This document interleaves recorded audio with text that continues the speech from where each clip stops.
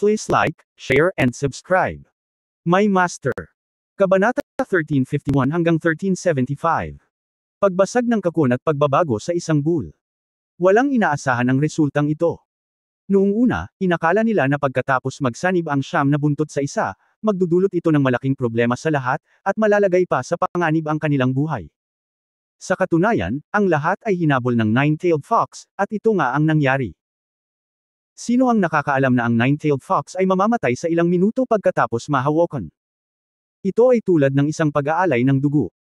Dahil ang pitong kulay na kakun ay ganap na hinihigop at nilamon ang nine-tailed fox. Matapos magsanib ang siyam na magkakapatid na fox, maaari rin nilang supilan ang pitong kulay na kakun sa isang suntok. Ngunit sa huli, parang nagsanib ang siyam na buntot sa isa upang bumuo ng susi, na nagbukas ng pitong kulay na kakun. Alam ng lahat na ang pitong kulay na kakun ay ang kayamanan ng Panginoon ng Heavenly Demon. Alam ng lahat na ito ay isang magandang bagay, ngunit walang nakakaalam kung ano ang nasa kakun na ito. Noong una, inakala ni Yang Yiyu na alam ito ng siyam na magkakapatid na fox, kaya sinubukan nila ang kanilang makakaya na agawin ito, ngunit ang huling resulta ay nagbuwis ng kanilang sariling buhay. Ngunit makatuwirang isipin ito.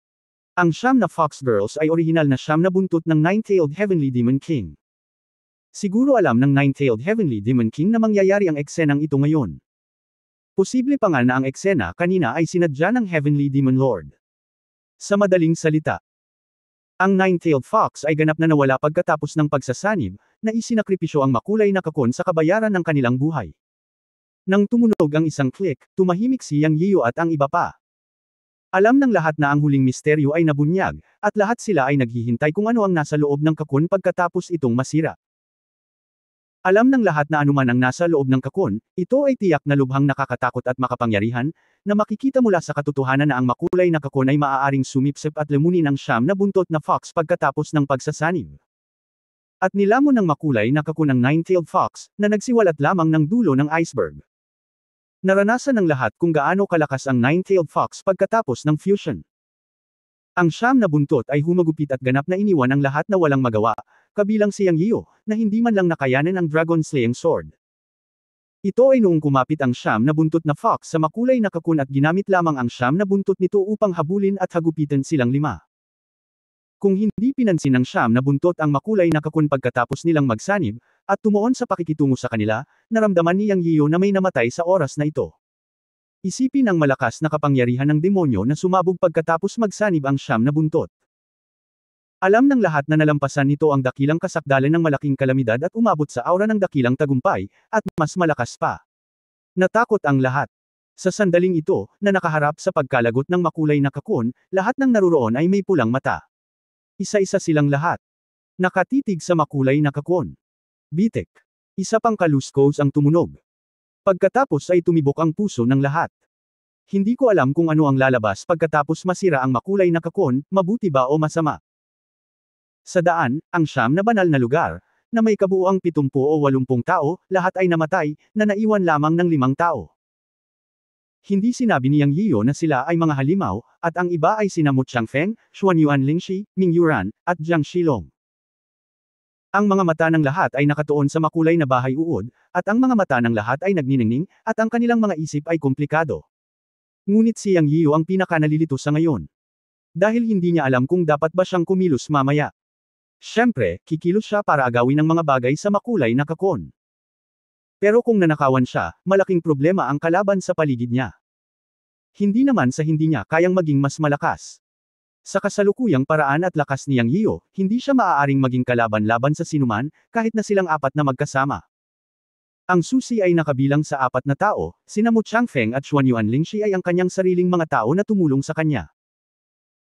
Bukod sa relasyon sa Changsheng Palace, dinala ni Mu Changfeng at Xuanyuan Lingxi ang kanilang mga kapwa at disipulo upang iligtas siya at nakipaglaban kay Cheng Weikang at iba pa, na isang pabor kay Yang Yiyu. Ano? Nalilito siya ngayon ay kung dapat ba niyang labanan sina Mu Changfeng at Xuanyuan Lingxi. Kung silang tatlo ay kalaban, nakokonsensya siya. Kung tutusin, silang dalawa ang kanyang mga benefactors na tumulong sa kanya. Hindi niya binayaran ang pabor, at lalaban siya sa kanila. Ito ay napakasama sa paningin ni Yang, na pinahahalagahan ang pagkakaibigan. Ang dalawa pa ay sina Ming Yuran at Jiang Shilong. Hindi sila kailanman nagkaroon ng salungatan sa kanya mula sa simula at nanatiling neutral sa siyam na mga banal na lugar. Sa siyam na banal na lugar, sinaktan ni Yang Yiu ang 5 sa kanila, katulad ng Tungxian Palace, Shanfu Lingzong, Chanjian Mountain, Centennial Villa, at Wanling Holy Land, na nangangahulugang nasaktan niya ang higit sa kalahati sa kanila. Kung lalabanan niya sina Ming Yuran at Jiang Shilong mamaya, sa pangkalahatan ay sasaktan niya ang lahat ng siyam na banal na lugar sa mundo ng paglilinang. Maaari itong isipin na kapag siya ay nakalabas, ang lahat ng mga banal na lugar ay hahabulin siya, at wala siyang daan palabas. Kahit na siya ay umatras ng isang hakbang at maraming mga banal na lugar ang tumugi sa kanya pagkatapos niyang makalabas, ayaw niyang umasa sa kapangyarihan ng kanyang panganay na kapatid, dahil sobrang nahihiya siya dahil nasa kanya ang Changsheng Palace ng kanyang panganay na kapatid upang protektahan siya. Sa mga alagad ng matanda, ayaw niyang na maging pinakaduwag sa kanyang puso. Kaya ayaw niyang Yiu na masaktan muli sina Ming Yuran at Jiang Shilong maliban na lang kung ito ay talagang kinakailangan. Ngunit, kung hindi niya ito ipaglalaban, nangangahulugan ba iyon na kailangan niyang isuko ang kayamanan ng Panginoon ng Langit na demonyo? Si Yang Yian ay hindi gustong sumuko. Kaya sa sandaling ito, si Yang ay labis na pinahihirapan at nalilito. Nang nahihirapan si Yang Yian, sa wakas, isang mahinang dagandong ang nagmula sa makulay na kakon. Inakala ni Yang Yian na parang dagandong ng dragon, ngunit wala itong nangingibabaw na aura ng dagandong ng dragon. Parang kakaiba. Pagkatapos ang makulay na kakon ay sumabog sa liwanag, at pagkatapos ay nawala sa isang iglap. Ang kakon ay ganap na nasira. Ngunit sa sumunod na sandali ay medyo natulala ang lahat. Matapos masira ang makulay na kakon, may lumitaw na halimaw sa loob. Tawagin natin itong halimaw. Isang napakakakaibang halimaw. Kakaiba kasi lahat nakakita ng baka. Sinisira ang kakon at nagiging baka. Ngunit hindi ito mukhang baka, dahil ang bagay na ito ay madilim sa kabuuan at mukhang guya. Ito ay may mga sungay ng dragon sa kanyang ulo at mahabang balbas ng dragon sa mga sulok ng kanyang bibig. Bukod doon, ito ay isang guya, isang itim na guya. Ano ito? Si Jiang Shilong ang unang nagsalita ng may pagtataka. Ang lahat ay labis na nadismaya. Akala nila ay may lalabas na kayamanan, o hindi bababa sa ilang supreme magic weapon ang lilito. Sino ang nakakaalam na may ganoong kalaking ingay, ngunit isang guya ang tumalon?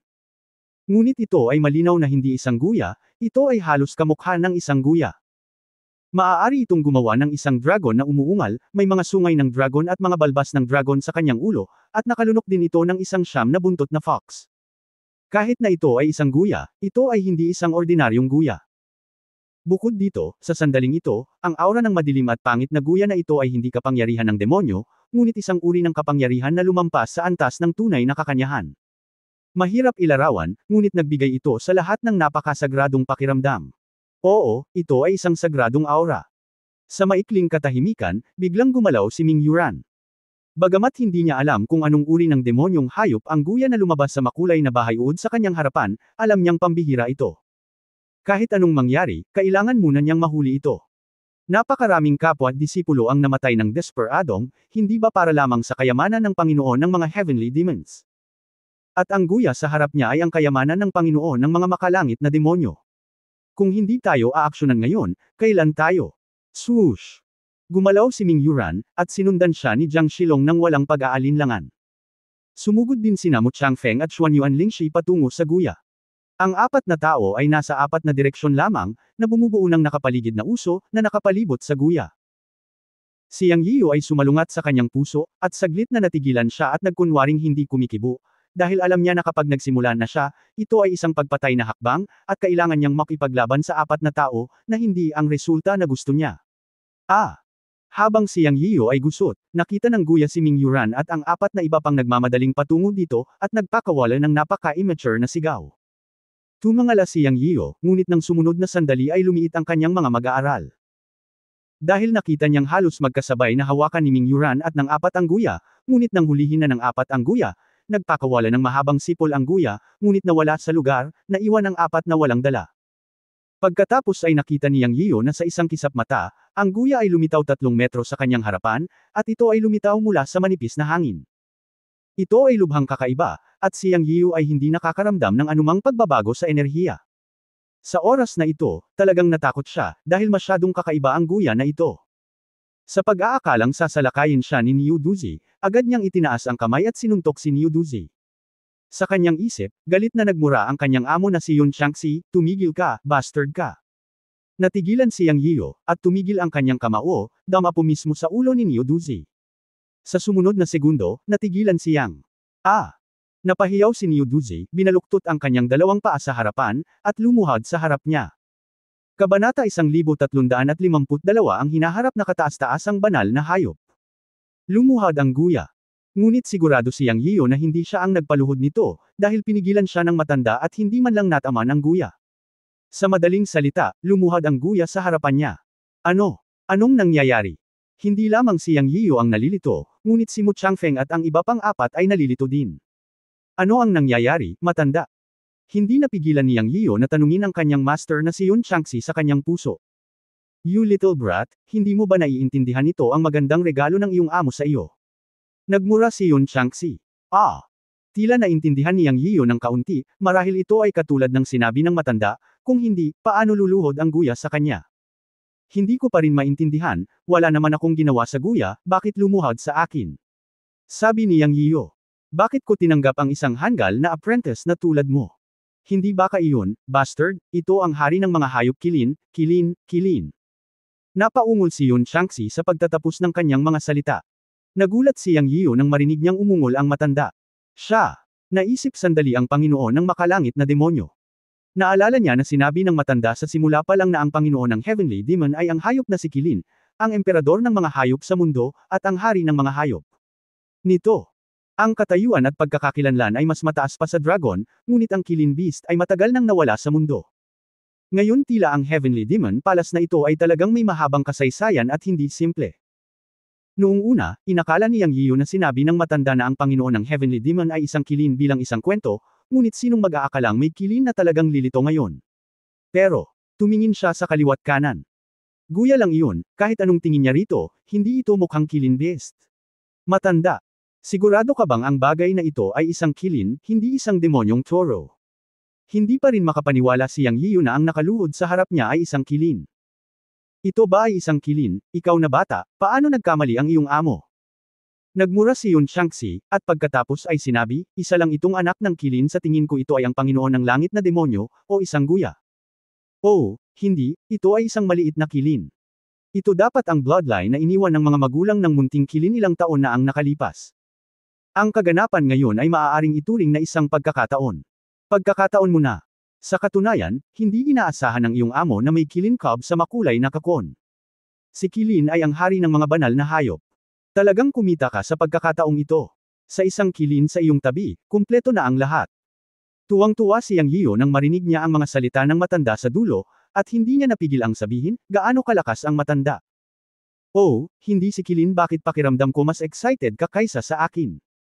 Ikaw na munting bastard, hindi mo ba nakita kung gaano ito kalakas? Ang maliit na kilin ay lumitaw sa tabi mo. Ito ang talento ng espasyo. Ang ilang mga talento ng gayong mga banal na hayop ay likas. Sa madaling salita, kapag ito ay lumaki, ito ay magiging mas malakas kaysa sa iyong naiisip. Bagamat hindi ko alam kung gaano kalakas ang totoong kilin at kung anong uri ng talento mayroon ito, nakita at alam ko kung gaano kalakas ang Dragon Clan. Si Kilin ang emperador sa mga banal na hayop at ang hinaharap na pinakamataas na banal na hayop. Ito ay mas malakas kaysa sa dragon. Kaya dapat mong alagaan itong munting kilin. Kapag nakamit mo ang isang mahusay na tagumpay sa hinaharap, sasamahan ka niya sa isang mahusay na taas, na lampas sa iyong imahinasyon. Pagkatapos magsalita ni Yun Changxi, hindi naiwasang maniwala ni Yang Yiyo, dahil alam niyang kahit na laging mahilig magyabang ang matanda, hindi siya kailanman nagkamali sa kanyang pagmamayabang. Kung ito ay tulad ng sinabi ng matanda, kung gayon ay talagang nakapulot siya ng isang kayamanan. Gayunpaman, may isang bagay na hindi pa rin naiintindihan ni Yang Yiyo, iyon ay, hindi niya maintindihan kung bakit lumuhad ang kilin sa kanyang harapan. Halata na kinilala siya ng guya bilang amo nito. Sa pag-iisip nito, tinanong ni Yang Yiyo si Yun Changxi, matanda, hindi ko naiintindihan ang guya bilang amo nito, ngunit. Bakit? Hindi ka natutuwa kapag sinabi kong tanga ka, sinaway siya ni Yun Changxi nang walang pag-aalinlangan, at pagkatapos ay sinabi, nakalimutan mo na ba ang iyong nakaraang pagpino sa 7 bituin? Siyempre hindi ko nakalimutan, ngunit ano ang kinalaman nito sa pagkilala sa akin ng guya bilang amo nito? Nagsisi si Yang Yiyo na itanong ito, at bigla niyang napagtanto kung ano ang nangyayari pagkatapos niyang magsalita. Bulong niya sa sarili, tapos na itong tanong na ito, papagalitan na naman ako ng maldita na iyon. Oo nga, narinig niya si Yun Changxi na nagmumura ng malakas, napakatanga mo, ikaw na maliit na bastard noong dinadalisay mo ang 7 bituin, hiniling sa iyo ng iyong amo na maglagay ng mga patak ng asensya at dugo para sa sakripisyo sa katunayan, ang iyong Panginoon ay nahulaan sa oras na iyon kung anong uri ng mga buhay na nilalang ang umiiral sa 7 bituin, kaya't hiniling ko sa iyo ang iyong sakripisyo. Isipin mo ito, noong pinipino mo ang 7 bituin, ang maliit na kilin ay nasa loob ng 7 bituin. Ang paggamit mo ng asensya at dugo para sa sakripisyo ay parang patak ng dugo na kumikilala sa amo. Ang maliit na kilin ay natural na makikilala ka bilang master kapag ito ay lumabas sa kakon. Kaya naman sinabi sa iyo ng iyong amo na huwag kang mag-alala, at bibigyan kanya ng malaking regalo. Naunawaan ng buo ni Yang Yiyo. Nasa kalkulasyon pala ng matanda ang lahat. Sinabi niya na may isang mapait na ngiti, ang mga matatanda ay ang pinakamatalino. Okay. Ang maliit na kilin na ito ay magiging iyong kasamang hayop sa hinaharap, tandaan na tretuhin ito ng mabuti, ang ganitong uri ng hayop ay lubos na espiritual, at napaka-proud, ipinanganak na may likas na psychic, ang karunungan ay magiging mas mataas sa araw-araw, maaari kang tumanggap ng isang kilin, ito ay ganap na kakoni kilin, hayaan kang pumili ng isang malaking bargain, kung hindi, walang sinuman sa mundo ang may-ari ng kilin. Bagamat gumagamit ka ng dugo upang isakripisyo at pinuhin ito ay itinuturing na isang patak ng dugo upang makilala ang Panginoon, ngunit ang Kilin Beast ay hindi pangkaraniwan, na may likas na mahiwagang kapangyarihan, mga lihim na kakayahan at kakayahan na hindi mahuhulaan, at posible na ito ay magpapadalisay sa iyong dugo sa hinaharap, kaya hindi mo maaaring ituring ang Kilin Beast na parang isang ordinaryong espiritong hayop, tandaan na mag-ingat. Hayaang kilalanin ka ng Kilin Beast, ito ang tunay na paraan para mapaamo ang mga hayop, bata ka? Huwag maging pabaya, tretuhin mo itong mabuti, iyon lang, huwag mong abalahin ang iyong guro kung wala kang gagawin. Nawala si Yun Changxi tulad ng dati pagkatapos niyang magsalita. Hindi nagtagal ang pakikipag-usap sa matanda sa kanyang puso, at naunawaan din niyang Yian ang guya sa kanyang harapan. Nang makita ang guya na nakaluhod sa harap niya, ngumiti si Yang Yian at sinabing, "Biro, bumangon ka." Casual niyang pinangalanan ng hari ng mga banal na hayop na guya. Kung ang maliit na kilin sa kanyang harapan ay hindi isang batang hayop, ngunit isang matandang kilin na banal na hayop, malamang nalamunin siya nito sa isang kagat pagkatapos marinig ang salitang, guya, ni Yang Yian. Sa kasamaang palad, pagkatapos. Lahat, ito ay isang batang kilin na kakalabas lang mula sa kanyang kakon, at hindi pa rin ito pamilyar sa lahat ng bagay sa mundong ito. Nang marinig ni Yang Yian na humihiling na bumangon ito, ang guya ay masayang umungal. Bagamat hindi ito makapagsalita, ang ganitong uri ng Divine Beast ay isa pa ring Divine Beast, at naiintindihan nito ang ibig sabihin ni Yang Yian. Bukod dito, nang kausapin ni Yang Yian ang guya, naramdaman niya ang pagkontrata ng dugo. Ang maliit na kilin ay automatikong nakilala ng master pagkatapos ng paghahain ng dugo ng kakanyahan at dugo ni Yang. May pakiramdam sa pagitan ng master at ng katulong, kaya naiintindihan ng kilin ang sinabi ni Yang Yian. Para naman kay Mu Changfeng at sa iba pa, nang makita nila si Kilin na lumuhad kay Yang Yiu at pagkatapos ay masayang umikot sa paligid ni Yang Yiu, alam nila na ang halimaw na hayop na mukhang guya sa harapan nila ay kinikilala si Yang Yiu bilang amo nito. Siyempre, hindi alam ni Mu Changfeng at ng iba pa na ang guya ay isang Kilin Divine Beast. Sa paningin nilang apat, isa lang itong Bull Demon. Ngunit ngayon, kinilala ng Bull Demon na ito si Yang Yiu bilang Panginoon nito. Mas gumaan ang pakiramdam ni Mu Changfeng, dahil si Yang Yiu ang master ng Changsheng Hall, at masasabing ang kayamanan ng Lord of Heavenly Demons o isang Bull Demon na hindi alam ang pagkakakilanlan ay nakuha ng sarili niyang mga tao. Si Xuanyuan Lingxi ay medyo nabigo din sa kanyang puso, ngunit ang pagkabigo na ito ay panandalian. Alam niya na ito ay isang pagkakataon para kay Yang Yiu. Malinaw na nakilala ng halimaw ang kanyang amo sa sarili nitong at pinili si Yang Yiu. Kaya kahit na ito ay isang banal na hayop, hindi niya masyadong iniisip ang tungkol dito. Hindi niya alam na isa pa rin itong banal na hayop. Gayunpaman, dahil sa nakaraang pagliligtas ni Yang Yiu, si Xuanyuan Lingxi ay may subconscious na pagkagusto kay Yang Yiu sa kanyang puso. Ngayong pinili ng Bull Demon si Yang Yiu, hindi na siya magseselos.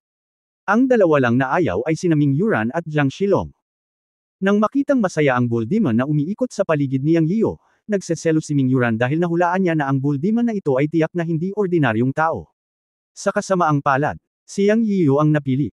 Kung walang ibang tao sa field sa oras na ito, tiyak na aagawin ni Ming Yuran ang Bull Demon na ito, ngunit mayroong Mu Changfeng at Xuanyuan Lingxi sa field. Ngayon ay maaari na lamang sumuko si Ming Yuran, pagkatapos ng lahat, ang toro na demonyong ito sa kanyang mga mata ang automatikong kinilala si Yang Yiu bilang ang Panginoon. Parehong naramdaman sina Jiang Shilong at Ming Yuran. Kahit ayaw nila, alam din nilang tapos na ang sitwasyon. Sa pagkakataong ito, ang Heavenly Demon Palace ay ganap na isang entablado para kay Yang Yiyu lamang.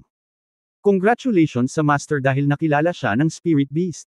Si Mu Changfeng ang unang humakbang upang batiin si Yang Yiyu. Congratulations! Lumapit din si Xuanyuan Lingshi para bumati. Nagkatinginan sina Ming Yuran at Jiang Shilong at naglakad patungo kay Yang Yiyu. Dahil hindi nila siya makuha, maaari rin silang makipagkaibigan sa kanya. Ang lakas ni Yang Yiyu sa kanyang paglalakbay sa Heavenly Demon Palace ay lumampas na sa kanilang imahinasyon. Walang masamang makipagkaibigan sa gayong tao. Isa pa, sa isip ni Ming Yuran, may iba siyang plano. Kabanata 1353 Pagtanggi sa imbitasyon ng isang magandang babae.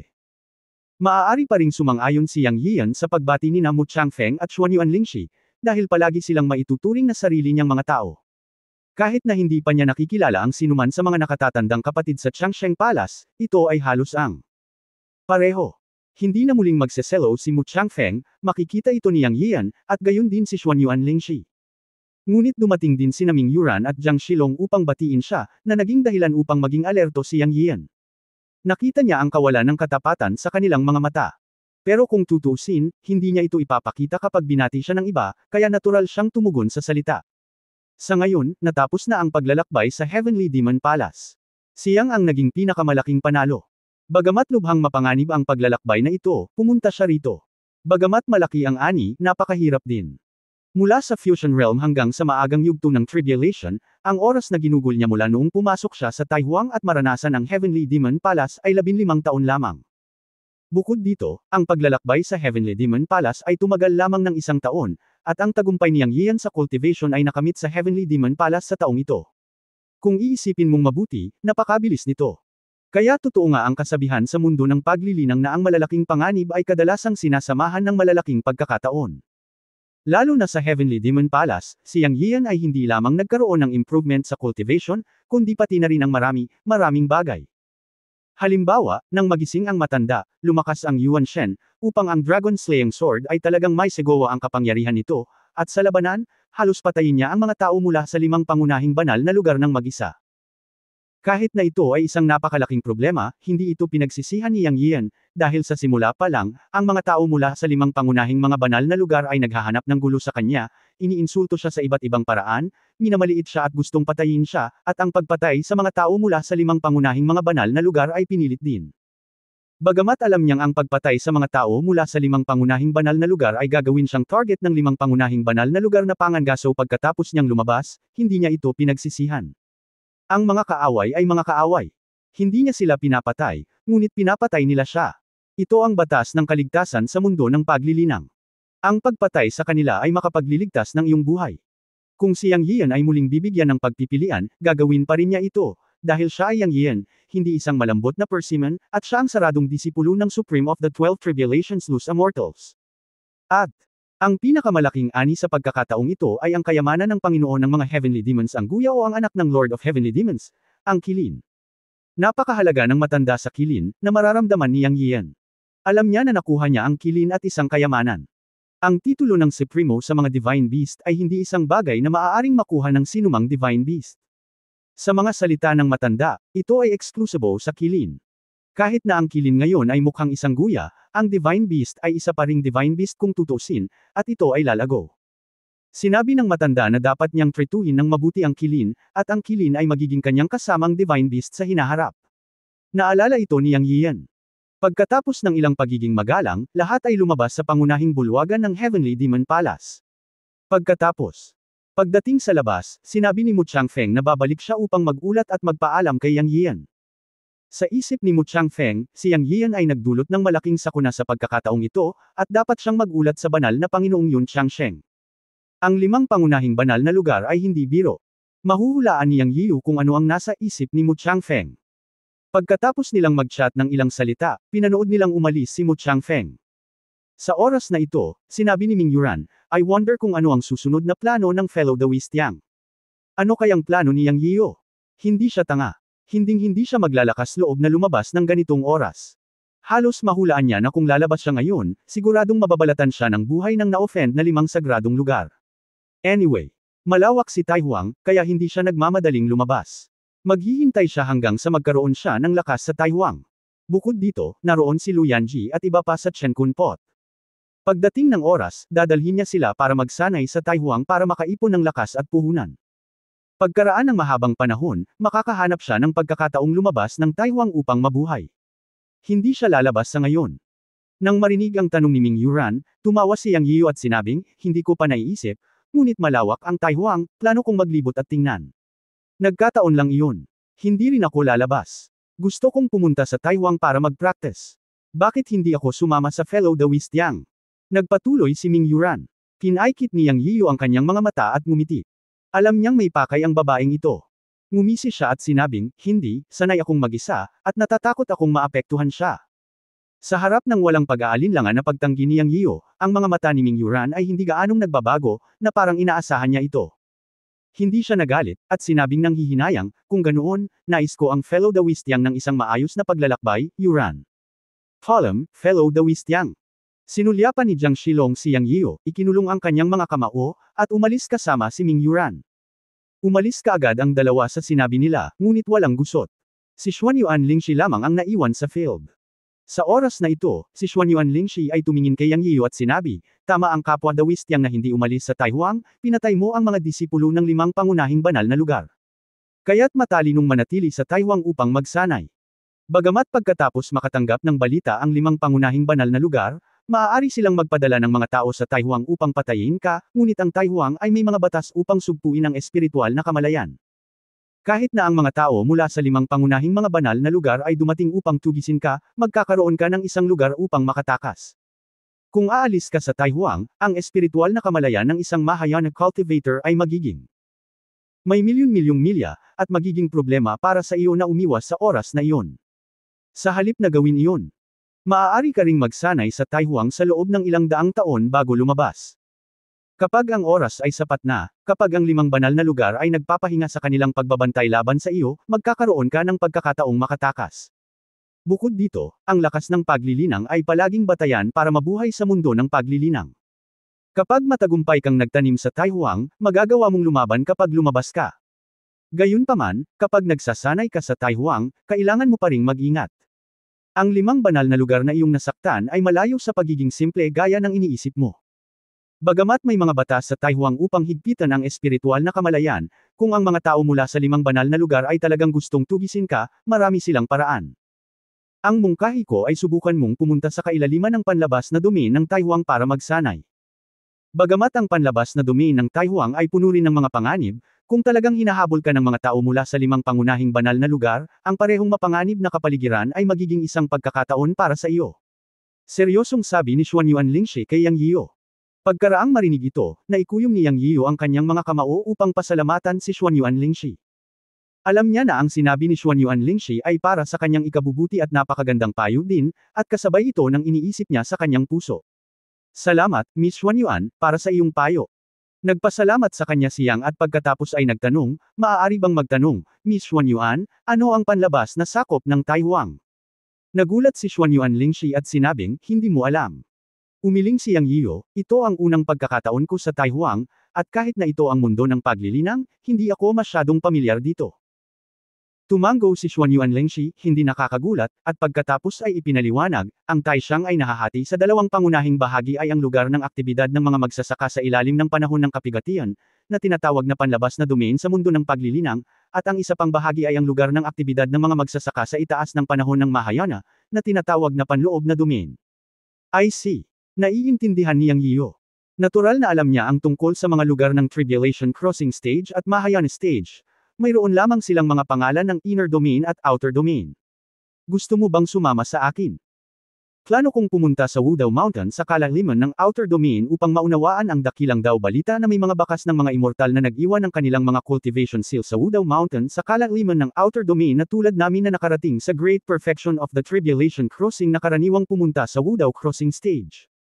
Mahayana. Kung wala kang mapupuntahan, maaari kang pumunta sa Wudao Mountain kasama ko, na mas ligtas. Bahagyang namula ang mukha ni Xuanyuan Lingxi pagkatapos niyang magsalita. Sa katunayan, hindi niya alam kung bakit niya inimbitahan si Yang Yiyu. Pakiramdam niya ay bumilis ang tibok ng puso niya pagkatapos niyang magsalita. Ngunit pagkatapos ay naisip niya ito at inaliw ang sarili, si Yang Yiyu ay may malapit na relasyon sa Changsheng Palace. Dapat akong tumulong, at iniligtas niya rin ako nang malubha akong nasaktan ng Nine-Tailed Fox, binabayaran ko siya. Ako, hindi pa rin. Pagtanggi ni Yang Yiyu.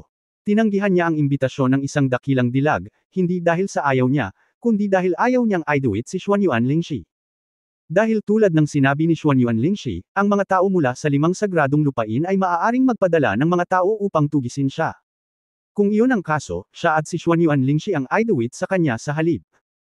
Paanong hindi matutokso siyang ng isang dakilang kagandahan tulad ni Xuanyuan Lingxi na nagtataglay ng walang katulad na kagandahan?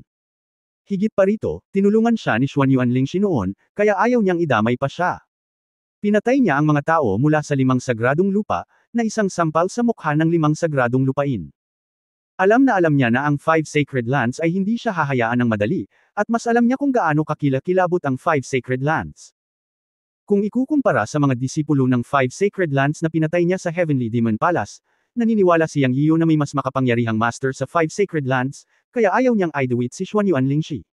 Kung gayon, mag-ingat, aalis muna ako. Si Xuanyuan Lingxi ay hindi maipaliwanag na nagalit at nadismaya sa pagtanggi ni Yang Yiyu, ngunit hindi siya nagsalita at tumalikod at umalis. Ingatan mo rin ang iyong sarili, may mga bagay pa akong gagawin pagkatapos kong matapos ang mga ito, maaari akong pumunta sa Wudao Mountain. Kumaway at sumigaw si Yang Yiyu kay Xuanyuan Lingxi. Tutal, binigyan niyang ng mukha ang dilag. Alam din niyang walang galang na tanggihan ang isang magandang babae. Kabanata 1354 na pagsubaybay kay Yang Yiyan.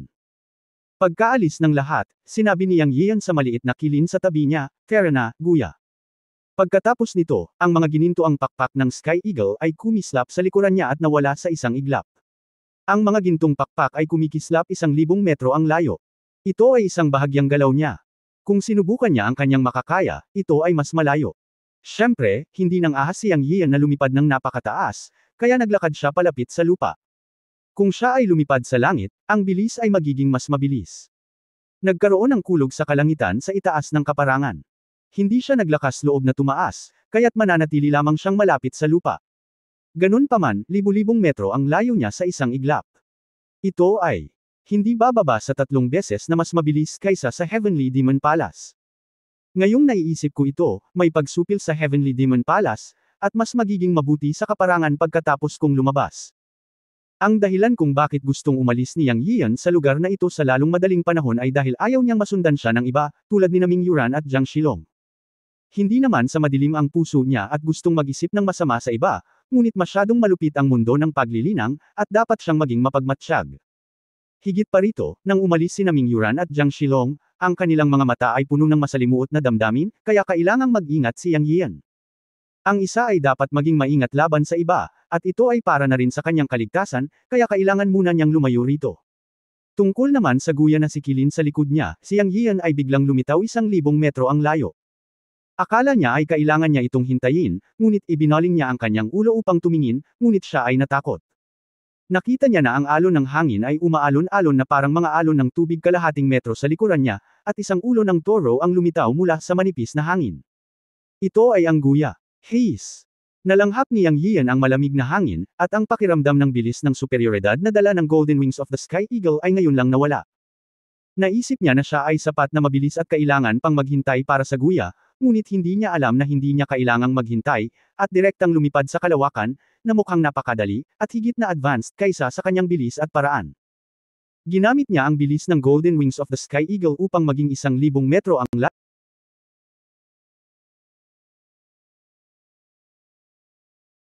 layo sa isang iglap, habang direktang ginamit ng guya ang kapangyarihan ng likas na mahiwagang kapangyarihan upang mag-shuttle sa kalawakan. Kung ikukumpara sa dalawa, naramdaman ni Yang Yiyan na siya ang pagkakaiba ng pulubi at isang maharlikang pamilya sa harap ng guya. Ikaw na guya, napakagaling mo. Nauutol na sabi ni Yang at bumantong hininga. Ang guya ay lumabas sa ere at bumulong kay Yang Yiyan. Alam ni Yang Yiyan na talagang nakakita siya ng kayamanan. Ang guya ay isang batang hayop lamang na kalalabas lamang mula sa kanyang kakon. Hindi niya maisip kung anong uri ng kakayahan ang taglay ng guya kapag ito ay lumaki. Ang special power na ipinapakita sa sandaling ito ay maaaring isa lamang sa mga mahiwagang kapangyarihan na pinanganak ng guya. Si Yang Yiyan ay puno ng mga inaasahan tungkol sa kung gaano karaming iba pang mahiwagang kapangyarihan ang mayroon ng guya. Hindi maipaliwanag na naramdaman ni Yang Yian ang pagnanais na manalo para sa talento ng bilis ng Guya sa paggamit ng kapangyarihan ng espasyo. Pagtingin sa Guya, sinabi niya, "Biro, makipagkumpetensya tayo sa bilis. Hindi ako naniniwala sa kasamaan." Ah! Tumugon ang Guya sa mahinang boses, na parang naiintindihan niya ang sinabi ni Yang Yian, na may kagalakan. Pagkatapos ay hinimok ni Yang Yian ang mga ginintuang pakpak ng Sky Eagle at nawala sa isang iglap. Nang makita ng Guya ang pag-alis ni Yang Yian, siya ay sumigaw, at ang kanyang buong katawan ay nagniningning sa liwanag. Umaalon ang hangin sa paligid, tumalon siya at nawala. Ang Panginoon at alipin ay nagpaligsahan sa bilis. Sa oras na ito, sa isang burol na daan-daang metro ang layo, nakatingin sa malayo sina Ming Yuran at Jiang Shilong. Nawala siya, ano ang dapat nating gawin? Tanong ni Jiang Shilong kay Ming Yuran. Chase. Nagsalita si Ming Yuran at naging natitirang anino upang habulin si Yang Yiu. Ayaw niyang sumuko kay Yang Yiu, natural dahil sa mahiwagang kapangyarihan na taglay ni Yang Yiu na pinaghihinalaang ang Supreme Change. Ang Ghost City ay may isang kilalang killer organization na, Ghost, sa mundo ng cultivation. Alam ni Ming Yuran kung ano ang kahulugan ng mahiwagang kapangyarihan ng Supreme Change sa kanilang Ghost City. Bukod dito, ilang henerasyon ng buong Ghost City ang naghahanap kung paano makukuha ang mahiwagang kapangyarihan ng Supreme Change, ngunit sa kasamaang palad ay walang resulta. Hanggang sa pagkakataong ito ay nagpakita si Yang Yiu at nagawang mag-transform bilang isang gintong dragon na may kapangyarihang mahika, natukoy ni Ming Yuran na si Yang Yiu ay ang ina po ng Supreme Change. Bagamat itinanggi ito ni Yang Yiu, alam ni Ming Yuran na walang ibang tao sa mundo na maaaring lumikha ng isang tao na maaaring mag-transform sa isang dragon na may kapangyarihang mahika at maging matangkad. Kaya napagpasyahan niya na si Yang Yiu ay ang ina po ng Supreme Lord of Changes, o kahit man lang ay may relasyon sa Supreme Lord of Changes. Ang Ghost City ay palaging nag-aaral ng kataas-taasang Panginoon ng mga pagbabago, nag-aaral ng kataas-taasang Panginoon ng mga pagbabago, at nag-aaral ng mahiwagang kapangyarihan ng kataas-taasang Panginoon ng mga pagbabago. Iyon ang dahilan kung bakit ang Ghost City ay nagsasanay na ngayon ng Ghost Art na nilikha sa pamamagitan ng pag-aaral ng mahiwagang kapangyarihan ng Supreme Lord of Changes. Ang pagkakita sa paraan ng pagbabagong anyo ng dragon kay Yang Yiu, para kay Ming Yuran, ay katumbas ng pagkakita sa paraan ng pagkakatawang tao ng antas ng ninuno, na mas mahalaga sa kanya kaysa sa anupaman. Kung ikukumpara, kahit na ang Toro na demonyo sa kayamanan ng Lord of Heavenly Demons ay pambihira, sa puso ni Ming Yuran, hindi ito kasing ganda ng paraan ng pagkakatawang tao kay Yang Yiu. Sa Heavenly Demon Palace, wala siyang pagkakataong makalapit kay Yang Yiu, lalo pa ang pagkakataong makipagkaibigan dito. Ilang beses niyang sinubukang lumapit kay Yang Yiu, ngunit napakapuyat ni Yang Yiu at hindi siya kinakausap. Gayunpaman, hindi sumuko si Ming Yuran. Pagkalabas, gusto niyang lapitan si Yang Yiu at magsanay kasama niya sa Taihuang upang makuha ang mahiwagang kapangyarihan ng Supreme Being of 100 Changes mula sa kanya. Gayunpaman, si Yang Yiu ay napakapuyat at tumanggi na sumama sa kanya. Tinanggihan niya ito ng walang pag-aalinlangan. Dahil dito, alam ni Ming Yuran na hindi gagana ang malambot na taktika, kaya naghanda siyang gumamit ng dahas. Sinabi niya na aalis siya ngunit nagtatago siya sa dilim upang sundan si Yang Yiu. Bilang karagdagan, si Ming Yuran ay nakipag-ugnayan sa master ng palihim at hiniling sa master na magpadala ng mga eksperto sa Taihuang. Bilang karagdagan, isinaaktibo din niya ang lihim na paraan upang makipag-ugnayan sa mga disipulo sa Ghost City sa Taihuang upang pumunta at sumama sa kanya upang makipagsabuatan sa mahiwagang kapangyarihan ni Yang Yiu. Bukod dito, alam ni Ming Yuran na makapangyarihan si Yang Yiu at hindi siya kalaban nito. Kahit kay Jiang Shilong, wala itong silbi, kaya ang pakikipag-ugnayan sa master ay ang pinakamagandang resulta. Para magawa ito, kailangan niyang sundan ng mabuti si Yang Yian, at hindi niya hahayaang malaman ni Yang Yian. Siya ay maaari lamang sumunod sa palihim. Kung tungkol sa sining ng pagsubaybay, hindi alam ng iba, ngunit alam ng mga nakakaalam na ang kanilang Ghost Holy Land ay pangalawa sa wala. Ang pangalan ng Ghost City, na ipinangalan sa mga multo, ay makikita sa sining ng pagsubaybay. Kaya alam ni Ming Yuran na kailangan lang niyang bantayan si Yang Yian at hintayin na dumating ang master ng sekta. Sa oras na iyon, ang mahiwagang kapangyarihan ni Yang Yian tungkol sa Supreme Change ay nasa kanyang mga kamay. Para kay Jiang Shilong. Sa totoo lang, alam na alam ni Ming Yuran. Hinahabol siya ni Jiang Shilong, kaya sinusundan siya nito, ngunit wala siyang ibang iniisip. Hindi siya tinanong ni Jiang Shilong kung bakit niya sinundan si Yang Yian, ngunit sinundan lang siya ng tahimik.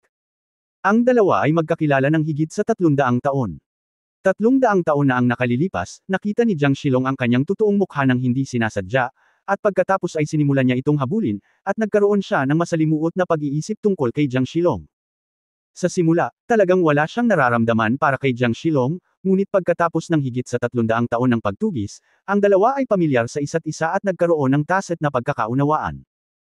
Ngunit ang ganitong uri ng tacit na pag-unawa ay hindi isang tacit na pag-unawa sa puso, ngunit isang tacit na pag-unawa na si Jiang Shilong at siya ay nag-aaway ng magkatabi sa mga pakikipagsapalaran ng paulit-ulit, ngunit ito ay hindi isang tacit na pag-unawa sa pag-ibig. Sa nakalipas na 300 taon, hindi siya pinilit ni Jiang Shilong, at nakasanayan na niyang nasa tabi niya si Jiang Shilong. Ang oras na ito ay walang pagbubukod. Sinabi niya na gusto niyang sundan si Yang Yiyo, at si Jiang Shilong ay tahimik na sumunod sa kanya nang walang sinasabi. Masasabi lamang na ito ay isang ugali. Dahil gusto niyang sundin ang panig na iyon, hayaan siyang sumunod. Ang ibig sabihin ng isa pang tao ay isa pang katulong. Bukod dito, alam ni Ming Yuran na si Jiang Shilong ay makapangyarihan at sanay siyang magbalat kayo. Sa pagkakataong ito, kasama si Jiang Shilong sa kanyang tabi, komportable si Ming Yuran na sundan si Yang Yiyo. Makalipas ang kalahating oras, nakinig si Ming Yuran. Tinanong ni Jiang Shilong, ano ang mali? Napakabilis ni Yang Yiyo. Sumimangot si Ming Yuran at ibinaba ang kanyang ulo. Nawala. Tanong ni Jiang Shilong.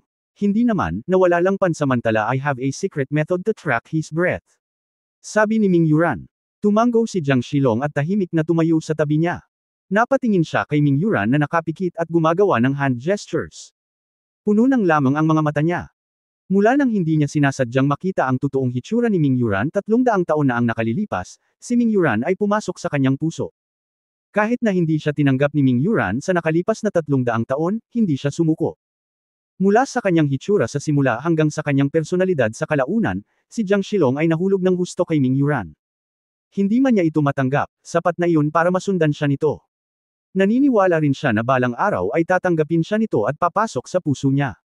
Pagkalipas ng ilang minuto, binuksan ni Ming Yuran ang kanyang mga mata at sinabing, nakita ko ang pabango. Tahimik na tumanggo si Jiang Shilong. Alam na alam niya ang kakayahan ng Ghost Capital sa pagsubaybay. Kahit na mabilis si Yang Yiyo, mahahanap siya ni Ming Yuran. Kabanata 1355 natakot si Daor. Hindi alam ni Yang Yiyan na si Ming Yuran at Jiang Shilong ay lihim na sinusubaybayan siya. Sa oras na ito, mabilis siyang nakikipagkumpetensya kay Niu Duzi. Siya tumakbo ng walang tigil sa loob ng 10 araw bago huminto. Sa loob ng 10 araw na ito, si Yang Yiyan ay nakumbinsi ni Niu Duzi at sa wakas ay nalaman niya kung ano ang isang banal na hayop. Sa loob ng 10 araw, sinubukan niya ang kanyang makakaya, ngunit anuman ang mangyari, palaging nakasunod si Niu Duzi sa kanyang likuran, hindi nagmamadali, at mukhang napaka-relax. Nakaramdam ito ng pagkabigo kay Yang Yiyan. Siya ay humihingal, habang si Niu Duzi ay tila maluwag na naglalakad, nakamangha-mangha. Tumigil si Yang Yiyan.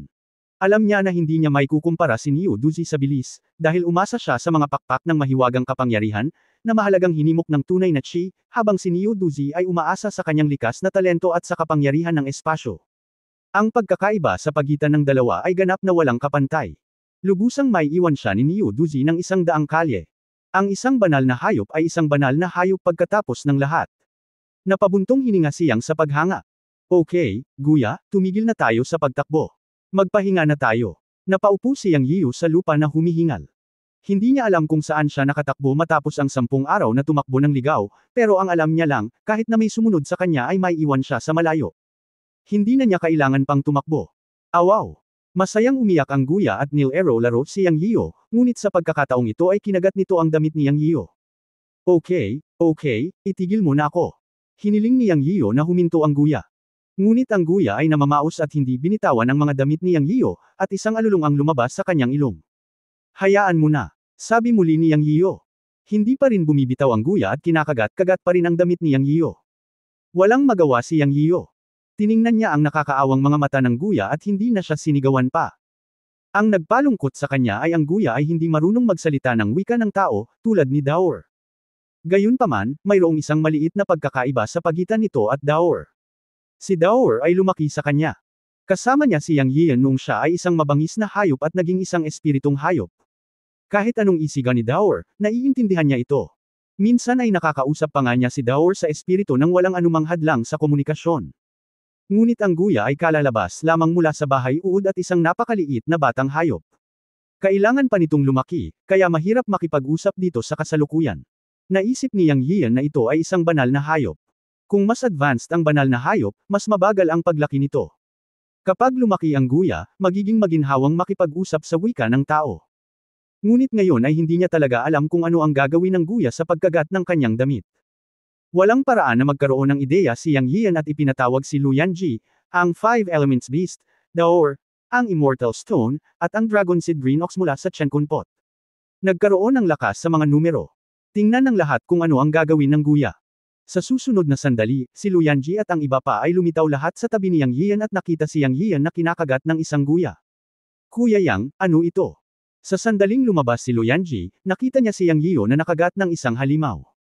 Pagkatapos ay nakita niyang kinakagat nito ang damit ni Yang Yian. Pagkatapos niyang makitang si Yang Yian ay puno ng kawalan ng magawa, napagtanto niya na ang halimaw na ito ay maaaring kamag-anak ni Yang Yian, kaya siya ay nagpahinga at tumingin lang kay Yang Yian ng may pagkalito at nagtanong, saang bahagi ang pagkanta na ito? Flop, flop. Bago pa makasagot si Yang Yian kay Lu Yanji, dalawang plops ang umalangaw-ngaw sa kanyang tenga. Sa isang kisap mata, nakita niya na ang Five Elements Beast at ang Dragon type na Green Bull ay parehong nakahandusay sa lupa, ang kanilang buong katawan ay bahagyang nanginginig. Ikaw. Natigilan si Yang Yian. Ang isa ay isang Five Elements Beast na inalagaan ng langit at lupa, at ang isa ay isang Dragon type na berdeng toro sa antas ng Mahayana. Nakahiga silang lahat sa paanan ni Yang Yian. Bagamat ako ang iyong Panginoon, hindi ako karaniwang naglalagay sa ere ng isang master. Hindi na kailangang maging magalang, tama. Naisip niyang na dahil sa kanyang sariling dominanteng espiritu kaya ang Five Elements Beast at ang Green Bull ay kailangang magsagawa ng napakagandang kagandahang loob. Maging si Daor ay nag-squat sa tabi ni Lu Yanji pagkatapos lumabas. Kahit na hindi siya nakahiga sa lupa tulad ng Five Elements Beast at the Green Ox, medyo nanginginig siya. Sa oras na ito, nalaman ni Yang Yian na ang Guya ay naglabas ng sagradong aura noong ito ay ipinanganak pa lamang, at may naiintindihan siya sa kanyang puso. Umiyak din ang Five Elements Beast at sinabing, Guro, maaari mo bang hilingin sa matatandang ito na alisin ang panggigipit ito ay masyadong nakakatakot. Oo, ano sa lupa ang pressure na ito? Nakakatakot. Nagsalita din ang Green Ox. Yang Yian. Sa wakas ay naunawaan na ang pinagmulan ay mula sa Guya. Dahil ang Guya ay isang kilin. Ang hari ng mga halimaw sa mundo, ang pinakamataas na hayop. Tungkol sa hierarchy sa pagitan ng mga halimaw, narinig ni Yang Yian ang matanda na nagsabi na ang hierarchy ay ang pinakamahigpit. Kung mas marangal ang dugo ng hayop, mas malaki ang impluensya sa iba pang mga halimaw at hayop. Ito ang natural na hierarchy pressure. Hindi nakakagulat na ang Five Elements Beast at ang Green Ox ay sabay na nahulog. Hindi man natamba si Daor, nanginginig din siya. Tanging ang immortal na bato lamang ang hindi naapektuhan, dahil ang bato ay hindi kabilang sa kategorya ng mga demonyong hayop. Alam niyang ito ang Five Elements Beasts. Matapos lumitaw ang ilan sa kanila, malamang na may naramdaman ang Guya at hindi sinasadyang nailabas ang kanyang aura ng kilin. Kahit na ang Five Elements Beasts at ang Blue Ox ay hindi nakilala ang kilin, ang aura ng mga Divine Beast ay universal, kaya sila ay nahulog ng sabay-sabay. Biro, pigilan mo ang iyong aura. Sinubukan ni Yang Yian na pigilan ng Guya ang kanyang aura. Ang Guya ay gumawa ng pongol sa pamamagitan ng kanyang mga butas ng ilong, ngunit ito ay huminto sa paghinga, ngunit hindi pa rin ito naluluwag ang kanyang kagat sa damit ni Yang Yian. Hayaan mo. Gustong umiyak ni Yang Yian ngunit walang luha, tingnan mo, ano ang gagawin ng Guya na ito? Ang Guya ay nagpatuloy sa paggawa ng tunog na may takip sa bibig. Matapos mabawi ang aura ng banal na hayop sa Guya, sa wakas ay tumayo ang Five Elements Beast at ang Green Ox, at tumili rin si Daor at tumalon sa balikat ni Yang Yian, ngumisi sa Guya. Tila hindi nasisiyahan si Daor sa Guya. Sa oras na ito, mapait na ngumiti ang Five Elements Beast at nagsabi, Guro, gutom ito, at wala itong pakialam kung ano ang gusto mong kainin. Oo, Guro, gutom na, bilasan mo at bigyan mo ng makakain. Nagsalita din ang Green Ox, ngunit ang mga mata nito ay nakatuon sa Guya. Hindi katakataka na magkakaintindihan ang mga halimaw sa mga salita ng isa't isa. Maiintindihan ng Five Elements Beast at ng Green Ox. Natigilan si Yang Yian nang marinig niya ang Five Elements Beast na nakikipag-usap sa Green Ox. Sa kanya napagtanto na tila hindi pa kumakain ang Guya simula nang lumabas ito sa kakon. No wonder kinakagat nito ang sulok ng damit niya. Inilabas ni Yang Yian ang isang espiritual na peach. Sa susunod na sandali, binitawan talaga ng Guya ang kanyang paa, ibinuka ang bibig nito, at iginulong ang isang espiritual na peach sa tiyan nito. Ibinuka ng Guya ang bibig at mahinang umiyak. Sa pagkakataong ito, alam ni Yang Yian na humihingi pa ang Guya ng higit pa ng walang pagsasalin ng Five Elements Beast. Inilabas lang ni Yang Yian ang lahat ng espiritual na peach mula sa Spirit Peach Mountain sa Chenkun Pot Space. Sinabi ng matanda na dapat niyang trituhin ng mabuti ang Guya. Sa hinaharap, ang Guya ang magiging kasama niyang hayop. Bukod dito, pagkatapos ng 10 araw na kompetisyon sa bilis, nakita ni Yang Yian na talagang sulit ang paglilinang ng guya, kaya napakabigay niya sa guya. Maliban sa espiritual na pitch sa Mother Tree, ang espiritual na pitch sa siyam na sub-puno, na may kabuuang 81, ay kinuha lahat para sa guya upang hayaan itong kumain ng sapat. Siyempre, natakot si Yang Yian na mapuno ito sa simula, ngunit sa pag-aakalang si Niu Duzi ay isang banal na hayop, dapat niyang malaman kung kailan siya gutom o busog, kaya wala siyang pakialam. Ibabahagi niya ang hindi natapos na mga Mylekothan kay Daor at sa Five Elements Beasts. Tumili. Nakita ni Daor na ang lahat ng espiritual na pitch ay ibinigay kay Niu Duzi, at agad siyang tumili, nakaramdam ng galit kay Yang Yian. Natawa si Yang Yian at sinabing, si Daor Niu Duzi ay isang bagong miyembro kung tutusin, bigyan mo siya ng higit pa sa unang pagkakataon, at mas kaunti sa susunod huwag mag-alala, lahat ng hindi kayang tapusin ni Niu Duzi ay sa iyo na. Hinikayat ni Yang Yian si Daor na parang bata. Squeak, anuman ang sinabi ni Yang Yian, galit na galit si Daor, ngunit iyon lang. Si Daor ay labis na nalungkot, ngunit hindi siya nang ahas na agawin ng espiritual na mga Mylekothan mula sa bibig ni Niu Duzi. Ito ay nagpasaya kay Yang Yian, sa pag-aakalang si Daor ay hindi natatakot sa anuman, ngunit may mga taong kinatatakutan niya. Hindi ito naging madali. Sa oras na ito, sinabi ni Luyanji, anong uri ng halimaw ito, kapatid na Yang? Malinaw na nakita ni Luyanji sa gilid na ang halimaw na nagpatakot sa Five Elements Beast, Green Ox, at Daor ay tiyak na hindi isang ordinaryong halimaw. Pagdinig.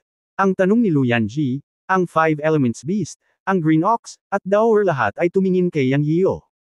Sa totoo lang, naramdaman na lang nila ang hininga na nagmumula sa guya, ngunit hindi nila alam kung saan nanggaling ang guya. Kailan? Narinig ni Yang Yiyo si Luyanji na nagtanong tungkol sa pinagmulan ng guya, nakaramdam din siya ng pagmamalaki sa kanyang puso at sinabing, Kilin. Ano? Ang mythical beast na si Kilin. Ang hari ng mga halimaw na hari. Bulalas ng Five Elements Beast at ng Green Ox. Kabanata 1356, ito ay isang paghihimagsik. Nang sabihin ni Yang Yiyo kay Luyanji at sa Five Elements Beast ang tungkol sa guya, bumantong hininga silang lahat. Ang lahat ay interesado sa Kilin, na extinct na sa mundo ng cultivation for who knows how many years. Ayon kay Qingno, pabayaan na lamang sa mundo ng mga magsasaka, kahit na sa kanilang lupo ng mga halimaw ng Taihuang, ang mga banal na hayop ay hindi lumitaw para sa kung sino ang nakakaalam kung ilang 10,000 taon, at ang hari ng mga banal na hayop, si Kilin, ay mas maalamat. Pagkaraan ng ilang sandali, ang Five Elements Beast ay tumingin sa guya at pagkatapos ay kay Yang Yiyo na may mukhang hindi makapaniwala, guro. Sigurado ka bang ito ay isang Kilin at hindi ka mag-anak ng matandang baka? Maganda kung ako, ang matandang baka, ay may kamag-anak na nararamdaman ko ang espesyal na hininga dito. Ilang halimaw sa mundo ang makapagpapahina sa ating hininga. Ngayon ay hindi ito mukhang Kilin, ngunit mas katulad ng isang guya. Sa tingin ko ito ay dapat na isang batang hayop. Magkakaroon ng pagbabago ang mga Divine Beast, si Qingno ang nagsalita ng kanyang opinyon. Tumanggaw si Yang Yian at sinabi, tama ang guya, ngunit ito ay isang tunay na hayop ng Kilin. Wala na tayong oras para magtago, anong lakas ng loob nating i-provoke ito? Ungol ng The Five Elements Beast. Sa katunayan, naniniwala siya na ang guya ay isang Kilin matapos marinig na sinabi ni Yang Yian na ito ay isang Kilin Beast, ngunit tumingin sa kaliwa at kanan, ang hitsura ng guya ay hindi nauugnay sa maalamat na Kilin Beast. Wala talaga itong kamahalan na dapat taglayin ng isang hayop. Squeak, tanging si Daor lamang ang hindi nasisiyahan sa guya, dahil binigyan ni Yang Yian ang guya ng napakaraming espiritual na pitch, na nagdulot ng inggit kay Daor. Not to mention Daor, even the Five Elements Beast and the Blue Cow ay medyo nagseselos, feeling na masyadong partial ang amo nila. Gayunpaman, hindi inaasahan ng tatlo na darating pa rin ang sama ng loob, at nagsimula pa lang ang pagtatangi ni Yang Yian sa guya. Saan tayo susunod na pupunta, Kuya Yang? Tanong ni Luyanji. Nang sisigot pa sana si Yang Yian kay Luyanji, narinig niyang umuungol muli ang guya. Sa isang kisap mata, kumaibot ang bibig ni Yang Yian. Nakita niya na kinain ng guya ang lahat ng espiritual na mga Mylekothan at sabik siyang tinatawagan. Sa pagkakataong ito, nang walang pagsasali ng Five Elements Beast, alam ni Yang Yian na ang guya ay hindi puno at humihingi pa rin ng pagkain. Noong una, inakala niya na hindi kayang tapusin ng guya ang espiritual na mga Mylekothan, ngunit hindi niya alam na wala talagang sapat na makakain. Kasing laki lang ito ng guya, at mukhang hindi gaanong kalakihan ang tiyan nito. Si Yang Yian, na medyo payat, ay hindi malaman kung paano kinain ng guya ang lahat ng ito. Iyon ay isang buong 81 espiritual na pitch. Kinain ito habang nag-uusap sila. Awaw! Napaungol na naman ang guya. Guro, humihingi pa ito ng pagkain. Mahinang sabi ng Five Elements Beast. Alam ko. Napaawang ang bibig ni Yang Yian, ngunit hindi nagtagal ay naisip niya ito. Anyway, hindi siya nagkukulang ng mga likas na kayamanan sa kanya. Matapos patayin ang 5 pangunahing banal na lugar, natural na hindi bibitawan ng mga tao ang mga samsam. Matapos linisin ni Dower ang larangan ng digmaan, ibinigay niya sa kanya ang lahat ng mga singsing na imbakan ng mga taong iyon. Ikanaway ni Yang Yian ang kanyang kamay, at lumitaw ang 12-dosenang mga instrumento sa pag-iimbak. Ang kanyang espiritual na pakiramdam ay dumaan at inilabas ang lahat ng mga bagay sa mga singsing na imbakan, itinambak ang mga ito sa isang burol na may taas na 3 metro. Mayroong lahat ng uri ng espiritual na bunga, espiritual na gamot, kakaibang bato, espiritual na bato, instrumento, at iba pa. Gayunpaman, ang mga singsing na ito ay mula sa mga alagad ng 5 banal na lugar na kanyang pinatay. Sila ay mas mayaman kaysa sa mga ordinaryong disipulo ng mga sekta, at lahat ng uri ng mga bagay ay pinagsama-sama upang bumuo ng isang burol. Gayunpaman, walang maraming likas na kayamanan na partikular na namumukod tangi sa mga mata ni Yang Yian, at hindi marami ang maaaring kainin, ngunit marami rin. Inilabas niya silang lahat para lang ayusin.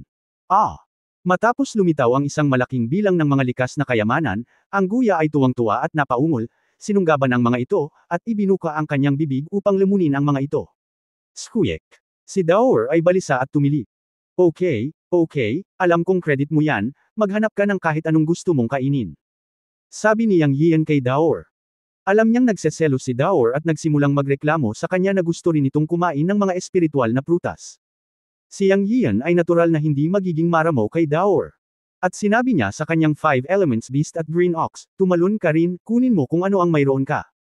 Sa katunayan, lahat ay nag-ambag sa pagkuha ng mga bagay na ito, kaya hindi magiging masyadong malupit si Yang Yian. Ang 5 Elements Beast at Green Ox ay nagmamadaling nagpasalamat sa kanya, salamat, Master. Pagkatapos ay sumugod sila ng hindi magalang. Sa kabutihang palad, ang 5 Elements Beast ay matagal nang kasama ni Yang Yian, at alam nila ang ugali ni Yang Yian, ang Master, kaya natural na hindi sila magiging magalang. Ang Green Ox ay napasuko sa loob ng maikling panahon, at natuwa rin sa kabutihang loob ni Yang Yian. Kung ikukumpara sa mga espiritual na prutas na nagustuhan ng 5 Elements Beast at Dower, mas pinili ng Green Ox ang human elixir, at diretsyong naghanap ng elixir. Sa oras na ito, sinabi ni Da Xianxi, Guro, gusto kong kumain ng kakaibang mga bato. Tumawa si Yang Yian at sinabing, syempre hindi ko malilimutan, hanapin mo ito, maaari kang kumuha o kumain ng anumang kakaibang bato na makakatulong sa iyo. Salamat, Guro. Si Da Xianxi ay kumislap ng berdeng ilaw at naging isang 8 o 9 na taong gulang na bata. Pagkatapos magpasalamat, diretso siyang naglakad, kumuha ng kakaibang bato at kinain. Natigilan si Yang Yian. Hindi niya inaasahan na ang gamot sa pagkuha ng walang kamatayang mga bato ay ang direktang pagkain ng mga bato. Siyempre, ang mga batong ito ay puno ng espiritual na enerhiya. Lumingon siya at nakitang hindi gumagalaw si Lu Yanji. Lumapit siya at marahang hinawakan ang kamay niya at sinabing, Yanji, may kailangan ka ba? Si Lu Yanji ay babae na ngayon ni Yang Yian. Nang hawakan niyang ang kamay niya ay bahagyang namula pa rin ang mukha niya. Bamulong siya, mayroon akong isang espesyal na pangangatawan lamang ang kapakipakinabang sa akin, kapatid na Yang. Tiningnan ni Yang Yian ang bahagyang namumula na si Lu Yanji na may mahinang ngiti. May dimples sa kaliwang sulok ng bibig niya na napakaganda. Sa ilang sandali, si Yang ay medyo nalibugan. Marahan niya itong niyakap sa kanyang mga bisig at bamulong, oo, sasamahan na kita mula ngayon. Naiintindihan ni Yang Yian si Lu Yanji. Sa totoo lang napakamiserable niya. Siya ay ulila mula pagkabata. Siya ay tinanggap bilang disipulo ni Yuan Chenhuan dahil sa natural nitong lason na katawan. Isa siyang miserableng tao. Sumumpa siya sa kanyang puso na hindi niya ito pababayaan. Siya ay handa rin na sabihin kay Lu Yanji ang tungkol sa kanyang sariling sitwasyon, tulad ng katotohanan na marami siyang babae. Dahil nakilala niya si Lu Yanji, hindi itatago ni Yang Yian ang anumang bagay mula sa kanya upang maiwasan ang anumang hindi pagkakaunawaan sa hinaharap. Bagamat ang makasama si Lu Yanji ay nagkataon lamang, at ito ay dulot ng pagtatangka niyang i-detoxify siya, kalaunan ay naging babae niya si Yang, at magiging tapat ito sa kanya. Yanji, marami akong babae, sila. Sinabi ni Yang kay Lu Yanji nang paunti-unti tungkol sa sarili niyang mga gawain. Makalipas ang kalahating oras, natapos na niya ang kailangan niyang sabihin. Akala ko ay magiging emosyonal siya, ngunit niyakap siya ni Lu Yanji at sinabi, Salamat, Kuya Yang, natutuwa akong hindi mo ako tinatrato bilang isang tagalabas, sinong malakas na lalaki ang walang maraming babae kahit na may harem ng 3,000 kagandahan. Sana lang magkaroon ka ng puwang para sa akin sa puso mo sa hinaharap. Ang buhay ko ay binigay ni Kuya Yang. Handa akong makasama ka. Talaga, ang swerte ko na makilala ka sa buhay na ito. Tungkol naman sa mga kapatid na binanggit mo, isa-isa ko silang makikilala pagdating nila sa mundo ng paglilinang. Hindi kailangang mag-alala si Kuya Yang sa akin. Nakikinig kay Luyanji, ano pa ang masasabi ni Yang?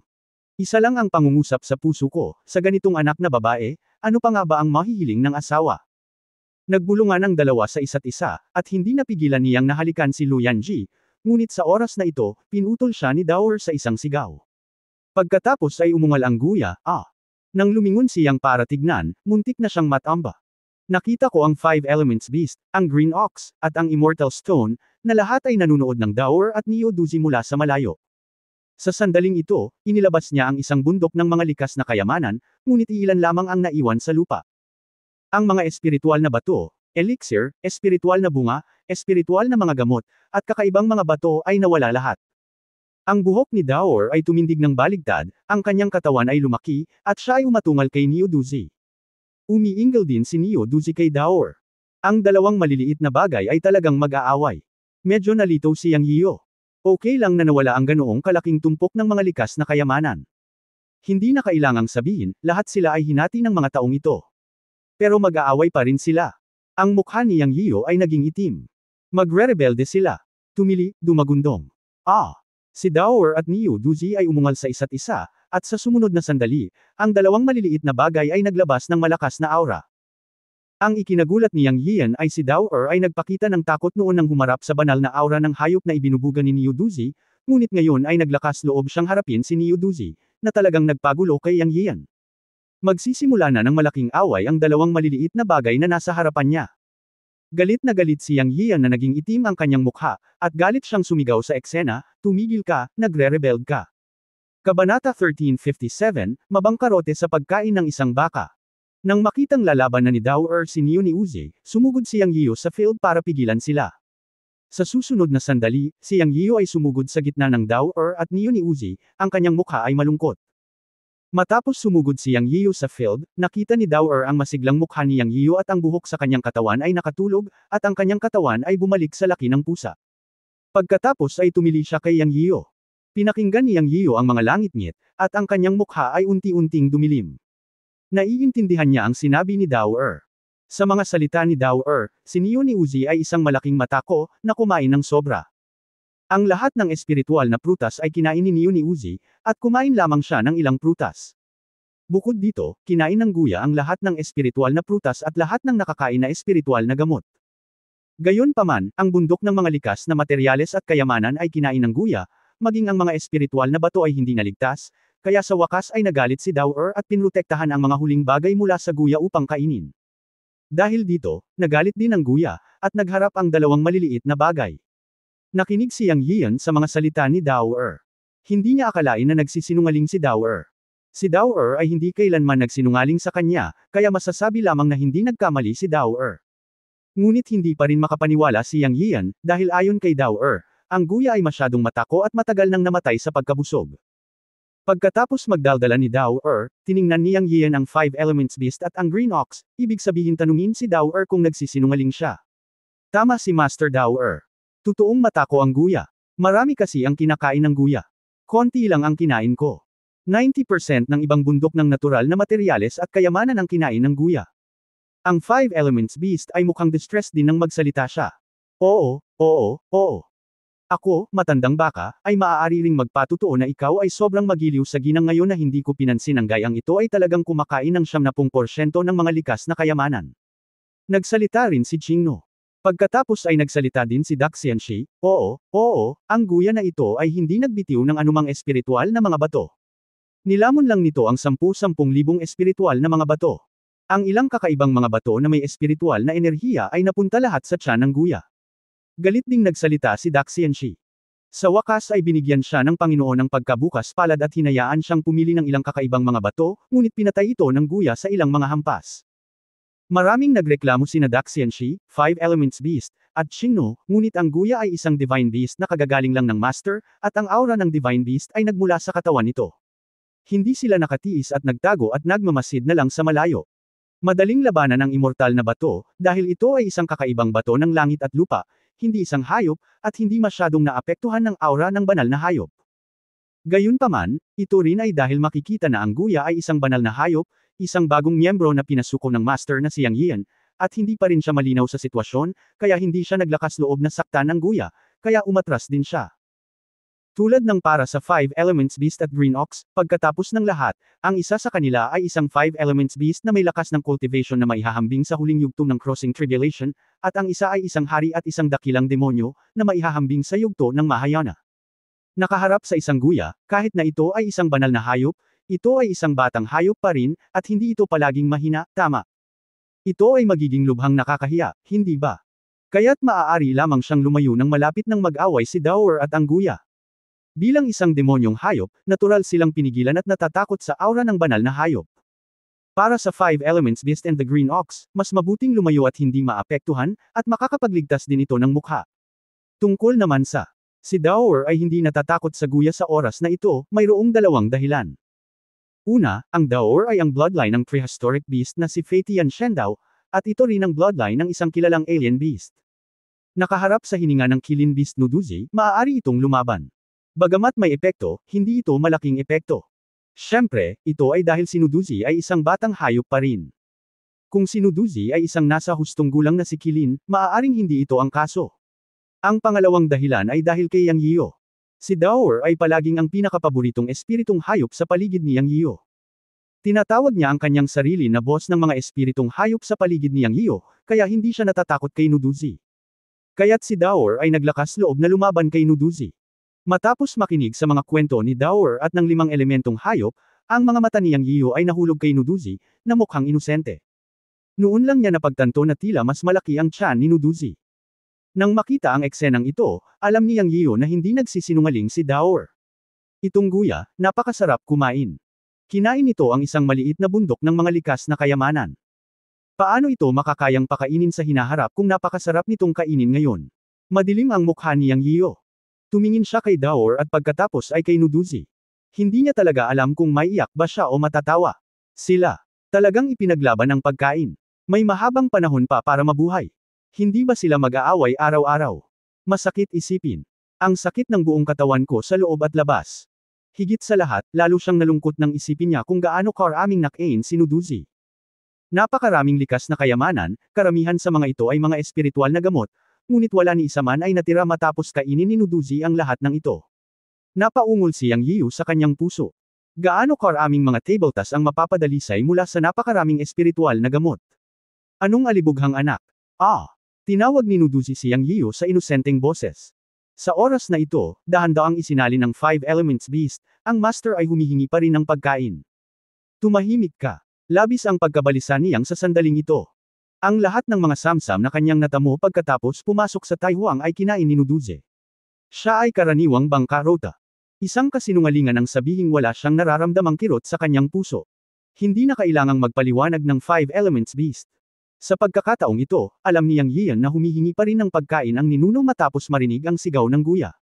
Agad siyang nairita at umungol sa 5 Elements Beast. Ang 5 Elements Beast ay umiwas sa leeg at hindi na nang ahas na magsalita. Inaliw ni Yang Yian si Dower, ngunit hindi niya kayang magalit sa kanya. Siya ay talagang partial sa Dower. Nakita rin ni Dower na inaaliw siya ni Yang Yian na may madilim na mukha, kaya tumigil siya sa paggawa ng gulo. Tinitigan lang niya ng masama si Nuduzi, at sa sumunod na sandali ay tumalon siya sa mga bisig ni Luyanji. Ayaw niyang tingnan muli si Nuduzi. Pero, si Nuduzi ay talagang bata, o kakapanganak lang, at ang kanyang puso ay napakadalisay.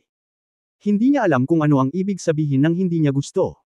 Sinigawan lang niya si Yang Yian, na nagpapahiwatig na hindi siya nakakain. Gustong magalit ni Yang Yian kay Nuduzi, ngunit nang makita ang inosente at kadalisayan sa mga mata ni Nuduzi, at iniisip ang mga tagubilin ng matanda, sa wakas ay sumuko siya. Kung tutuusin, parang bata pa rin si Nuduzi, at hindi niya matiis na pag-alitan siya. Nuduzi, kinain mo na ako hanggang sa pagkalugi ko wala na akong makain ngayon. Matapos makita ang gana ni Nuduzi, talagang nagplano si Yang Yiyo na mangolekta ng mga espiritual na gamot para gawing mga tabletas mula ngayon. Ang mga tabletas ay maaaring gumanap ng isang malakas na papel at maaaring palakihin ang halaga ng mga espiritual na gamot ng ilang beses, 10 beses o kahit 12-dosenang beses. Sa ganitong paraan lamang niya maramdaman na mabubusog niya si Nuduzi, ang malaking mangangin, kung hindi ay talagang mabangkarote siya. Sa katunayan, ito ay hindi naiiba sa bangkarote ngayon. Bagamat may ilang mga stock sa espasyo ng Tiankunpot, hindi marami, at kailangan niyang itago ang mga ito para sa emergency na paggamit. Sa pagkakataong ito, marahil ay naintindihan ni Niu Duzi ang sinabi ni Yang Yiu, at tumawag siya ng 2 beses sa mahinang boses at tumigil sa pang-uusig sa kanya, na sa wakas ay nakahinga ng maluwag si Yang Yiu. Lumakad si Lu Yanji na hawak si Daor at sinabi, Brother Yang, nakakita na ako ng ilang record tungkol sa factory director ng mga Divine Beast sa Sun and Moon Chamber of Commerce dati, alam ko na ang paglaki ng mga Divine Beast ay nangangailangan ng malaking halaga ng natural na kayamanan. At siya ay kakain ng higit pa sa hinaharap. Kailangan pa nating humanap ng paraan para pinuhin ang mga table tasks. Kung hindi, gaano man karaming mga espiritual na gamot at espiritual na bunga ang mayroon, hindi ito sapat para kainin ng guya. Si Yang Yiu ay tumango at sinabi, ikaw at ako ay pareho ang iniisip na wala akong maraming mga espiritual na gamot ngayon. Kung gayon saan tayo susunod na pupunta? Tanong ni Lu Yanji. Let's put it this way. Nakapatay na tayo ng mga disipulo mula sa Wanling Holy Land at iba pang 5 banal na lupain. Tiyak na hindi ako pababayaan ng 5 banal na lupain. Hindi ako makakapunta sa mga lugar kung saan nabubuhay ang mga tao. Makakapunta lang ako sa kailaliman ng Taihuang. Bagamat mas delikado sa kailaliman ng Taihuang, makukuha ko pa ang 5 likas na kayamanan.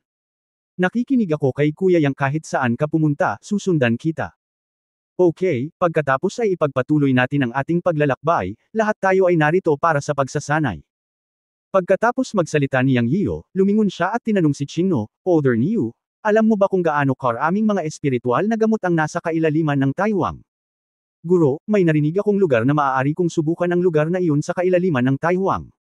Nagsimulang magpaliwanag si Qingno kay Yang Yiu. Kabanata 1358 ang Blue Ox ay may kwento. Dahil sa sobrang sakam ng guya, nagtakda si Yang Yiu ng layunin. Susunod, tututukan niya ang paghahanap ng mga espiritual na gamot at maghahanda na gumawa ng mga elixir para pakainin ang guya. Sa ilalim ng pamumuno ng Green Ox, nagtungo sila sa silangan ng kailaliman ng Taihuang, dahil alam ng Green Ox na mayroong isang lugar na may maraming mga espiritual na gamot. Ngunit, marami ring mga halimaw. Nang sabihin iyon ng Green Ox, nagliwanag ang mga mata ni Yang Yiu. Nang marinig niya ang tungkol sa maraming halimaw, isang flash ng inspirasyon ang sumilay sa kanyang isipan. Ipinagmamalaki niya noon ang matanda na lilikha siya ng puwersa na hindi hihigit sa 9 na banal na lugar sa mundo ng paglilinang, at ang mga halimaw ang susi sa link na ito. Tinanong niya si Qingno, nasaan si Laonyo? Namangha si Qingno sa sandaling ito, at pagkatapos ay nag-isip siya ng mahabang panahon at sinabi, tinatawag itong 10,000 Monsters Mountain Range.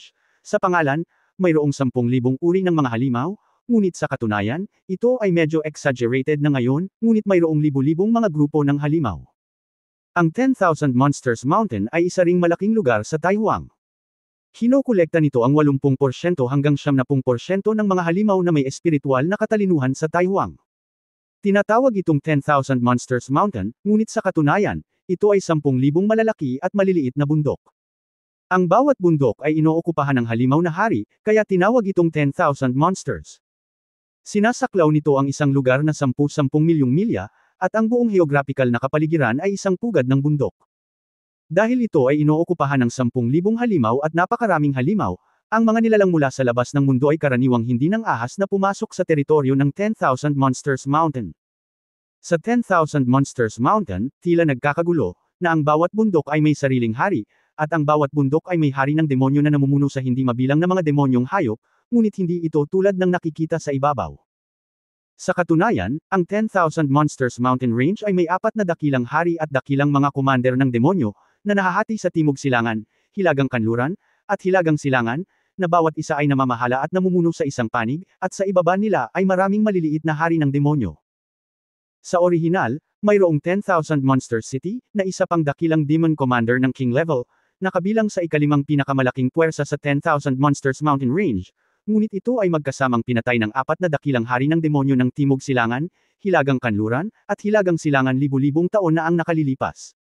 Simula noon, wala ng 10,000 Monster City, at saan man ay hinati ng 4 na dakilang hari ng Timog Silangan, Hilagang Kanluran, at Hilagang Silangan. Matapos pag-usapan ni Qingno ang tungkol sa 4 na lugar, ang kanyang tono ay medyo malungkot at malungkot. Naririnig ni Yang Yiu na tila may kwento sa mga salita ni Qingno, ngunit hindi siya nagsalita, naghihintay na magpatuloy si Qingno. Pagkatapos ng isang paghinto, nagpatuloy ang Qingno, ang lungsod ng Wanyao ay isang lungsod, na ganap na nakatulad sa lungsod ng tao. Ang lahat ng likas na kayamanan na ginawa sa ilalim ng jurisdiction ng apat na dakilang Panginoon ng demonyo ay dadalhin sa Wanyao City para makipagkalakal kapalit ng kanilang kailangan. Dahil may Demon Chamber of Commerce sa Wanyao City, dadalhin ng Demon Chamber of Commerce ang mga likas na kayamanan ng Wanyao Mountain upang makipagkalakalan sa sangkatauhan sa mundo ng paglilinang. Nang sabihin ito ni Qingno, hindi napigilan ni Yang Yiyu ang pag-istorbo sa kanya at sinabing, ayon sa sinabi mo, ang dakilang Panginoon ng demonyo ng Wanyao City. Siya ay isang henyo sa negosyo. Mapait na sinabi ni Qingno, tunay ngang tulad ng sinabi ng master. Ito ay dahil ang mga kita na kinita ng Wanyao City ay nagseselos ang iba pang apat na Demon Lord at magkasamang pinatay ang dakilang demonyong Panginoon ng Wanyao City. Namumula ang mga mata ni Qingno sa dulo ng mga salita, na naging dahilan upang malaman ni Yang Yiyu na tila may magandang relasyon si Qingno sa Wanyao City. Isipin mo, si Qingno ay isa ring hari at isang dakilang demonyo. Isipin ito sa ganitong paraan, tila may relasyon sa pagitan ng Wanyao City at Qingno. Hindi kaya si Qingno ang Panginoon ng Wanyao City? Ang Wanyao Mountains ay napakayaman sa mga mapagkukunan dahil ang geographical na kapaligiran ay puno ng mga bundok, ito ay pinakaangkop para sa paglago ng mga espiritual na gamot. Oh! Maaari kong dalhin ang master ng direkta sa Wanyao City. Hanggat mayroong mga elixir doon, ang anumang elixir ay napakahalaga at maaaring ipagpalit para sa higit na mga espiritual na gamot. Sa mga kasanayan sa alchemy ng master, naglakas loob akong sabihin na makakakuha ako ng malaki at walang katulad na benepisyo sa Wanyao City. Ang mga mata ni Qingno ay puno ng kinang sa dulo ng mga salita.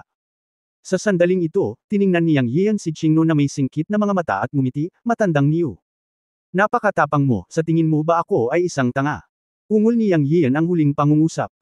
Pagkatapos ay sinabi ni Yang Yiyan ng mahigpit, sa tingin ko ikaw ang Panginoon ng Wanyao City, ang malaking halimaw na pinatay ng apat na dakilang halimaw ng Wanyao Mountain Range. O hindi ka namatay, ngunit nakatakas, ngunit ano ang iniisip mo ngayon? Wanyao Mountain Range, Wanyao City, ikaw mismo ang nagsabi na ito ang lungsod ng Monster Clan, gusto mo bang pumunta ako sa Wanyao City para maging merienda ng Monster Beast? Halos umungol si Yang Yiyan, lalo siyang nakikinig, mas mali ito. Si Qingno mismo ang nagsabi na ito ay Wanyao Mountain, at ang Wanyao City ay ang sentro ng Wanyao Mountain Range, at siya ay pupunta sa Wanyao City. Pumapasok para mamatay. Medyo kawili-wili ito noong una, ngunit habang nakikinig siya, mas mali ito. Malinaw na gustong hikayatin siya ni Qingno na mamatay. Paanong hindi magagalit si Yang? Nang si Qingno ay sinigawan ni Yang, nanginginig siya. Naramdaman ang galit ng kanyang amo na si Yang, agad siyang lumuhod sa harap ni Yang at sinabi sa nanginginig na boses, hinding-hindi maglalakas loob ang matandang niyo na saktan ang Panginoon, mangyaring unawain. Sa opinyon ni Yang, iniinsulto ni Qingno ang kanyang katalinuhan. Sa katunayan, ang mga salita ni Qingno ay parang kasinungalingan, ngunit tama rin si Qingno. May sasabihin pa siya. Magsalita ka, kung hindi mo sasabihin ang isang bagay na makatwiran, hindi kita mapapatawad ngayon. Si Yang Yiyan ay puno ng galit kay Qingno. Sa unang pagkakataon dahil sa halimaw na paniki, hindi niya ito pinayagang kumilos ng mag-isa, na halos nagdulot ng malaking gulo kay Yang Yiyan. Isang beses niyang binalaan si Qingno, ngunit sa pagkakataong ito ay talagang hinikayat niya itong pumunta sa Wanyao City. Kung sinabi ni Qingno na siya nga, pagpunta sa gilid ng Wanyao Mountain upang maghanap ng espiritual na gamot, iisipin ni Yang Yiyan na ginagawa ni Qingno ang kanyang tungkulin. Hindi niya inaasahan na babutis siya sa kaibuturan ng pugad ng halimaw sa pagbuka niya ng kanyang bibig. Ano pa kaya ito? Alam din ni Qingno na hindi niya ginawang malinaw ang kanyang mga salita, na naging sanhi ng hindi pagkakaunawaan ni Yang Yiyu, at nagmamadaling nagpaliwanag, Guro, sa katunayan, ang aking ama ay ang Panginoon ng Wanyao City, at siya ang ikalimang demonyong Panginoon na pinatay ng apat na dakilang king level na mga demonyo sa Silangan, Kanluran, Timog at Hilaga. Ang Wanyao City ay orihinal na teritoryo ng aking angkan ng Qingno na binhi ng dragon. Ang aking ama ay ang ikalimang demonyong Panginoon sa Wanyao Mountains at namumuno sa Wanyao City. Ang aking Qingno clan ay pinamamahalaan ng Wanyao City na ganap na nakabatay sa modelo ng tao, nagtitipon ng mga likas na materyales at kayamanan mula sa Timog Silangan, Hilagang Kanluran, at Hilagang Silangan ng Wanyao Mountains, at pagkatapos ay dadalhin sila sa mundo ng paglilinang at lahi ng tao para sa kalakalan, na nakakuha ng malaking kita. Dahil din dito nainggit ang apat na dakilang king level na demonyo sa Timog Silangan, Hilagang Kanluran, at Hilagang Silangan. Mahigit 3,000 taon na ang nakalilipas, ang apat na dakilang demonyong Panginoon sa Timog Silangan, Hilagang Kanluran, at Hilagang Silangan ay sama-samang sumalakay sa lungsod ng Wanyao, at ang aking ama at ang aking mga tao ay namatay sa labanan. Sa ilalim ng desperadong proteksyon ng mga matatanda, nakatakas ako at sa wakas ay nagtago sa Heavenly Demon Palace. Noong panahong iyon, hindi pa ako king-level cultivator, ngunit pagkatapos makatakas, nanumpa akong ipaghiganti ang aking mga tao at babalik sa lungsod ng 10,000 demonyo. Ang dahilan kung bakit ko sinabi sa aking amo ang lahat ng ito ay, sa katunayan, ako ay natatakot na ang aking Panginoon ay hindi pumayag sa aking pagpunta. Hindi ako sinasadya ng matandang Niyo, at sinabi ng matandang Niyo na dadalhin niya ang aking Panginoon sa lungsod ng 10,000 demonyo para hindi siya saktan. Sa normal na mga pangyayari, imposibleng maabot ang lungsod ng 10,000 demons, dahil ang lungsod ng 10,000 demonyo ay nasa gitna ng 10,000 demons na bundok. Upang makapunta sa lungsod ng 10,000 demonyo, kailangan mong dumaan sa hindi mabilang na mga checkpoint ng mga demonyo sa bundok, na walang alinlangan na isang misyon ng pagpapakamatay. Siyempre, ngayon ay isa na rin akong king-level cultivator, at ang aking amo ay may walang hangganang kapangyarihan ng mahika, kaya hindi imposibleng pilitin akong pumasok. Gayunpaman, dahil hiniling ni Old Niu sa aking Panginoon na pumunta, natural siyang kumpiyansa. Nang ang City of 10,000 Demons ay inatake ng 4 na dakilang king-level monsters, ang dahilan kung bakit ang Old Niu ay nakatakas at nakaligtas ay dahil may lihim na daanan sa City of 10,000 Demons na direktang patungo sa labas ng 10,000 Demons Mountains. Ang CP na ito ay sikreto ng aking angkan ng Qingno, at ngayon ako lang ang nakakaalam nito. Kaya ang ibig kong sabihin ay maaari kang direktang pumunta sa Wanyao City sa pamamagitan ng secret passage sa labas at pumasok sa hinterland ng Wanyao Mountain Range. Kung gusto mo ng espiritual na gamot, makakatulong si Lao Niu sa master na makahanap ng anumang espiritual na gamot sa Wanyao City. Tumingin si Yang Yiu kay Qingno at ayaw magsinungaling. Siya at si Qingno ay nagkaroon ng soul contract. Si Qingno ang kanyang bundok. Kung nais ni Qingno na saktan siya, o may anumang hindi kanais na pag-iisip tungkol sa kanya, mararamdaman niya ito. Ngunit ngayon ay naramdaman niya na si Qingno ay nagsasabi ng totoo at hindi nagsisinungaling. Matapos marinig ang paliwanag ni Qingno, hamupo ang galit ni Yang, ngunit malamig pa rin siyang ngumuso at sinabing, kung sinabi mo sa akin sa simula na ikaw ang aking ama at ang Panginoon ng Wanyao City, hindi ba't ayos lang, bakit itatago ito? Guro, pagbabayad sala, sa katunayan, naranasan ni Lao Niu ang pagnanakaw sa taong iyon at natakot pa rin, sa paglipas ng mga taon, ang 4 na dakilang Panginoon ng demonyo ay hindi kailanman sumuko sa akin. Pagkatapos magsalita ni Qingno, tumingin siya kay Yang Yiu at nagmuni-muni bago nagsabi, Guro, gusto kong pumunta sa Wanyao City para iligtas ang aking mga tao at ang mga dakilang halimaw ng Wanyao City. Kung wala ako, hindi nila mabubuksan ang treasure house. Nang marinig ni Yang Yiu ang mga salita ni Qingno sa pagkakataong ito, nagningning ang kanyang mga mata. Ang treasure house ng Wanyao City. Kung totoo ang sinabi ni Qingno, isa itong magandang pagkakataon. Kabanata 1359, Paghahanap ng fortune at karangalan sa panganib. Tumingin si Yang Yiu kay Qingno at sinabing, sabihin mo sa akin ng malinaw, ano ang problema sa treasure house ng iyong pamilya? Saglit na natigilan si Qingno, at pagkatapos ay nakita niya ang ningning sa mga mata ni Yang Yiu, at agad niyang nalaman na interesado ang kanyang amo sa treasure house, na iyon mismo ang gusto niya. Agad niyang sinabi, Guro, ito ang nangyari ang treasure house ng Wanyao City ay itinayo ng mga elder ng aking Qingno clan at ng aking ama sa loob ng 1,000 taon. Ito ay itinayo na may mga komplikadong porma sayon at mga mekanismo. Alam din ng 4 na dakilang demonyo ang tungkol sa treasure house ng Wanyao City, ngunit hindi nila ito mabuksan, kaya kinuha nila ang ilan sa mga miyembro ng aking angkan at ilang mga dakilang demonyo ng aking ama at ikinulong sila. Araw-araw nila itong pinahirapan para lang malaman kung paano buksan ang treasure house. Pero bago mamatay ang tatay ko, ibinigay niya sa akin ang susi. Para maakit ako, hindi pinatay ng 4 na dakilang demonyo ang mga miyembro ng aking angkan at ang mga dakilang demonyong nasasakupan ng aking ama. Hinahanap nila ako, ngunit sa kasamaang palad ay hindi ako nagpakita sa loob ng 3,000 taon mula nang tumakas ako sa sinaunang lungsod ng Tianyao Palace. Tungkol naman sa treasure house, sa akin, hindi nila mahanap. Ang alam lang nila ay may treasure cave sa Wanyao City. Kahit na alam nila ang lokasyon ng treasure house, kung wala ang susi sa akin, walang sino man ang maaaring magbukas ng treasure house at mag-alis ng akumulasyon ng 10,000 taon sa Wanyao City. Guro, mangyaring mag-isip ng paraan upang iligtas ang aking mga tao at ang malalaking halimaw sa ilalim ng utos ng aking ama. Ako, si Lao Niu, ay sumusumpa sa iyo na kung mailigtas ko ang aking mga tao at ang mga tauhan ng aking ama, hahayaan ko silang sumunod sa iyo. Matapos sabihin ito ni Qing Niu, ang kanyang tono ay labis na nasasabik, at may mga luha sa kanyang malalaking mata. Mukhang nag-aalala siya sa kanyang mga tao. Pagkatapos ay muli siyang nagsumamo, Guro, mangyaring mag-isip ng paraan para iligtas sila. Ako, si Lao Niu, alam na ang sangkatauhan ay palaging matalino, at ikaw, ang Panginoon, ang pagmamalaki ng sangkatauhan. Dapat ay mayroon kang paraan upang matulungan si Lao Niu na iligtas ang aking mga tao. Sa pagtatapos ng mga salita, nanatiling nakayuko si Qing Niu kay Yang Yio, at tumulo ang mga luha sa kanyang mga mata. Nang makitang tumulo ang mga luha ni Qing Niu pagkatapos magsalita tungkol sa kanyang mga tao, lamambot ang puso ni Yang Yian. Si Qing Niu, na nakapag-isip ng kanyang mga tao, ay isang tao ng katapatan at katwiran. Pinahahalagahan ito ni Yang Yian. Bagamat hindi masyadong malaki ang kahilingan ni Qing Niu, at masasabi pa nga na imposible itong gawin, handa pa rin si Yang Yian na magtanong ng mga detalye. Mabuti sana kung makapagbigay siya ng payo kay Qing Niu. Sa kabilang banda, labis siyang natukso sa treasure house na binanggit ni Qing Niu. At, ang mga tao at malalaking halimaw ni Qing Niu ay lubhang nakatulong kay Yang Yian, tulad ng pagtatatag ng puwersang maihahambing sa siyam na banal na lugar. Hanggat ito ay halimaw na halimaw, kaya niya itong supilan ng tubig ng buhay.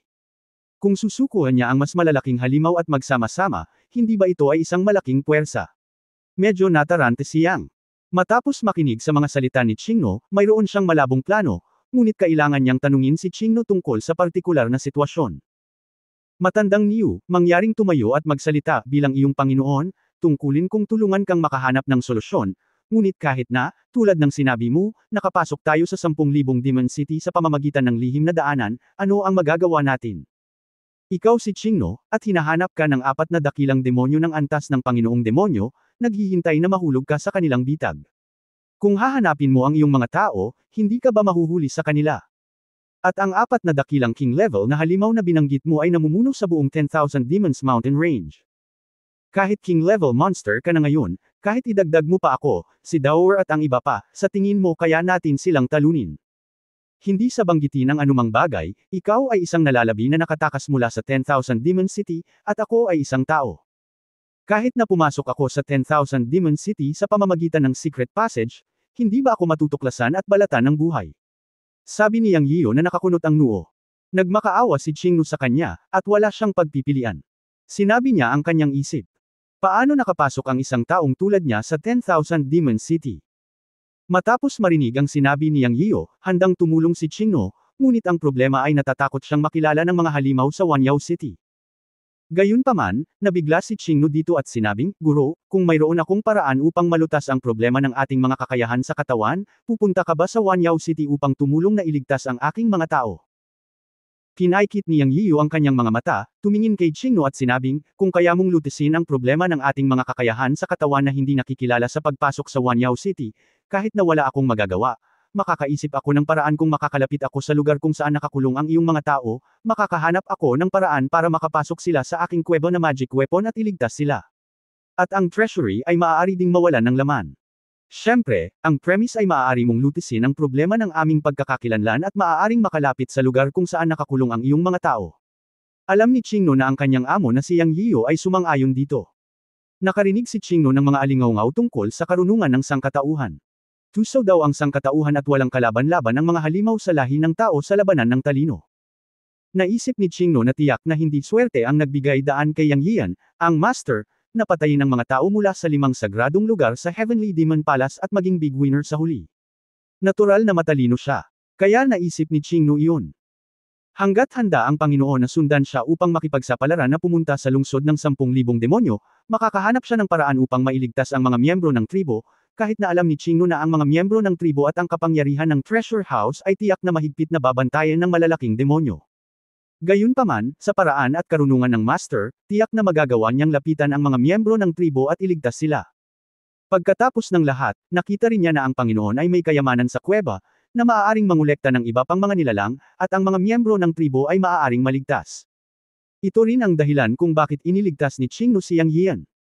Guro, sa katunayan, maraming halimaw sa Wanyao City ang maaaring mag-transform bilang tao sa panahon ng paghahari ng aking ama, ang Wanyao City ay gumaya sa mga tao sa lahat ng bagay. Sa pangkalahatan, hanggat ang mga halimaw ay umabot sa antas ng pagsasanib, maaari silang mag-transform sa mga tao. Gayunpaman, maraming mga monsters ang hindi sanay dito at hindi gustong magbago. Karaniwan nilang pinapanatili ang kanilang estado ng katawan ng halimaw at nagiging tao lamang pagkatapos makapasok sa Wanyao City. Kaya lang, hindi sapat ang kanilang pagbabago, at ang ilang mga katangian ng halimaw ay palaging mananatili sa kanilang mga katawan. Siyempre, ang mga halimaw na maaaring mag-transform ay pawang mga espiritual na halimaw, at ang mga mabangis na halimaw, tulad ng black-scaled python na hinimok ni Yuan Chenhua noon, ay hindi kasing husay ng mga halimaw na maaaring mag-transform. Hindi ka maaaring mag-transform sa isang tao sa antas ng pagsasanib. Kung ang isang mabangis na halimaw ay gustong mag-transform, dapat itong umabot sa antas ng hari. Kaya kumalutas ang problema sa pamamagitan ng pagbabago. Anyway, more than 3,000 years ago, hindi pa ako nakakapag-transform, at nakatakas ako sa orihinal kong anyo. Nakita lang ng mga tao ng 4 na dakilang Panginoon ng halimaw ang aking orihinal na anyo, hindi ang aking nabagong anyo. Madaling lutisin ang aking problema. Ikaw naman at ang may bahay, tao ka, kaya walang problema ang pagpasok mo sa 10,000 Monster City. Tulad ng para sa 5 Elements Beasts, maaari silang pumasok sa 10,000 Monster City sa kanilang orihinal na anyo, na hindi isang malaking problema. Anyway, pagkamatay ng tatay ko, wala na ang 10,000 Monster City na pilitin ang mga tao na mag-transform sa anyo ng tao. Maaari mong baguhin o gamitin ang iyong orihinal na anyo. Gustong ipagpatuloy ni Qingno, ngunit nagambala siya ni Yang Yio, kahit na, kami ni Yanji ay tao. Ano ang dapat nating gawin sa ating aura bilang tao? Hindi ito mapepeket. At ikaw, bagamat maaari kang mag-transform sa isang tao, ang iyong katawan ay ang aura ng isang dragon seed na Qingno. Ang 4 na dakilang demonyong Panginoon ay dapat na pamilyar dito. Paano malutas ang problema sa aura? Ito mismo ang gusto kong sabihin. Guro, huwag kang mag-alala, mayroon akong paraan. Ang aking Qinglong Qingno clan ay may kayamanan na tinatawag na Fantasy Demon Stone. Pagkatapos kunin ito, maaari mong baguhin ang iyong aura kung gusto mo. Maaari kong baguhin ang iyong aura sa aura ng ibang mga angkan ng demonyo. Pagkatapos kunin ito, ang Panginoon at may bahay ay maaaring gayahin ang aura ng demonyo. Hanggat hindi nila ito makikita ng sinuman. Kahit na ang Fantasy Demon Stone ay isang breeding gem, ito ay napaka-epektibo sa pagbabago ng aura. Maaaring subukan ng master ngayon. Iniluwa ni Qingno ang 2 makukulay na batong hugis diamante mula sa kanyang bibig habang nagsasalita, na naglalabas ng malakas na aura ng demonyo. Nang matapos ito ni Yang Yio, sinuri niya ito at nilunok. Sa susunod na sandali, ang Fantasy Demon Stone ay natunaw sa kanyang katawan, at talagang naglabas siya ng demonyong aura sa buong katawan niya. Matapos ma-activate ang totoong chi, dahan-daang naging demonyong aura ang totoong chi. Napangiti si Yang Yian dito, alam niyang matutupad ang kanyang plano. Hindi masamang pumasok sa Wanyao City at maging isang halimaw. Mayroong 10,000 tribo ng mga halimaw sa Wanyao Mountain Range. Kung kaya niyang talunin ang 4 na king level na halimaw sa Timog Silangan, Hilagang Kanluran, at Hilagang Silangan, kung gayon. Hehe. Siyempre, bagamat alam niyang na mahirap ito, ano ang hindi mahirap gawin? Bukod dito, gusto rin niyang tulungan si Qingno na iligtas ang mga tao ni Qingno. Kahit na hindi niya masupol ang 4 na king level na halimaw sa Timog Silangan, Hilagang Kanluran, at Hilagang Silangan ng Wanyao Mountain Range, bahagi rin ng kapangyarihan ang mailigtas ang mga tao ni Qingno, tama ba? Pinukaw niya ang mga tao sa 5 pangunahing banal na lugar, at tiyak na hindi siya pababayaan ng 5 pangunahing banal na lugar.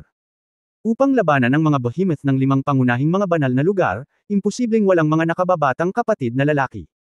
Nasa kanya ang tubig ng buhay na kayang supilan ang lahat ng halimaw. Ang paggamit ng makapangyarihang mga halimaw upang labanan ang mga tao sa 5 pangunahing banal na lugar ay ang pinakasimple at pinakamabisang paraan.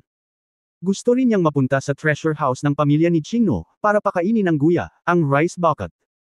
Okay, tapos na ang bagay na ito. Ang kayamanan at karangalan ay hinahanap sa panganib, pupunta tayo sa Wanyao City. Sabi niyang sabay laking kamay. Tuwang-tuwa ang berdeng baka, maraming salamat, guro. Paglingkuran kita ng buong puso sa hinaharap. Kabanata 1360 The West Friend, please stay. Bagamat ang kwento ni Qingno ay lubhang mapanganib, sulit na kunin ang panganib sa mga mata ni Yang Yian. Dahil pinagkadalubhasaan ni Qingno ang isang lihim na daanan na direktang patungo sa lungsod ng Wanyao sa gitna ng Wanyao Mountain Range. Bilang karagdagan, nalutas niya ang problema ng kanilang hininga gamit ang Magic Stone, at maaaring gamitin ang Magic Stone upang gayahin ang demonic aura, upang maisama sa Wanyao City. May 3 dahilan kung bakit gustong makipagsapalaran ni Yang. Una, ito ang kahilingan ni Qingno. Pinahahalagahan ni Yang Yian ang katotohanan na gusto niyang iligtas ang kanyang mga tao. Si Qingno ang kanyang bundok at ang kanyang nakababatang kapatid. Para sa ganoong kahilingan, ayaw ni Yang Yian na bigan si Qingno. Pangalawa, ang treasure house ng pamilya ni Qingno ay sinasabing nakaipon ng 10,000 taon ng pundasyon. Talagang napakayaman ng treasure house iyon. Ang pinakamahalagang bagay ay ayon kay Qingno, walang sinuman ang maaaring magbukas ng treasure house sa pamamagitan ng puwersa ng walang susi, at ang susi ay nagkataong nasa Qingno. Yang nagkaroon ng mga mithiin at ambisyon. Matapos niyang masaktan ang mga tao sa 5 banal na lugar, alam niyang magdurusa siya ng husto kung siya ay mag-isa, at gusto niyang magtatag ng isang makapangyarihang puwersa na hindi gaanong mas malakas kaysa sa 9 na banal na lugar.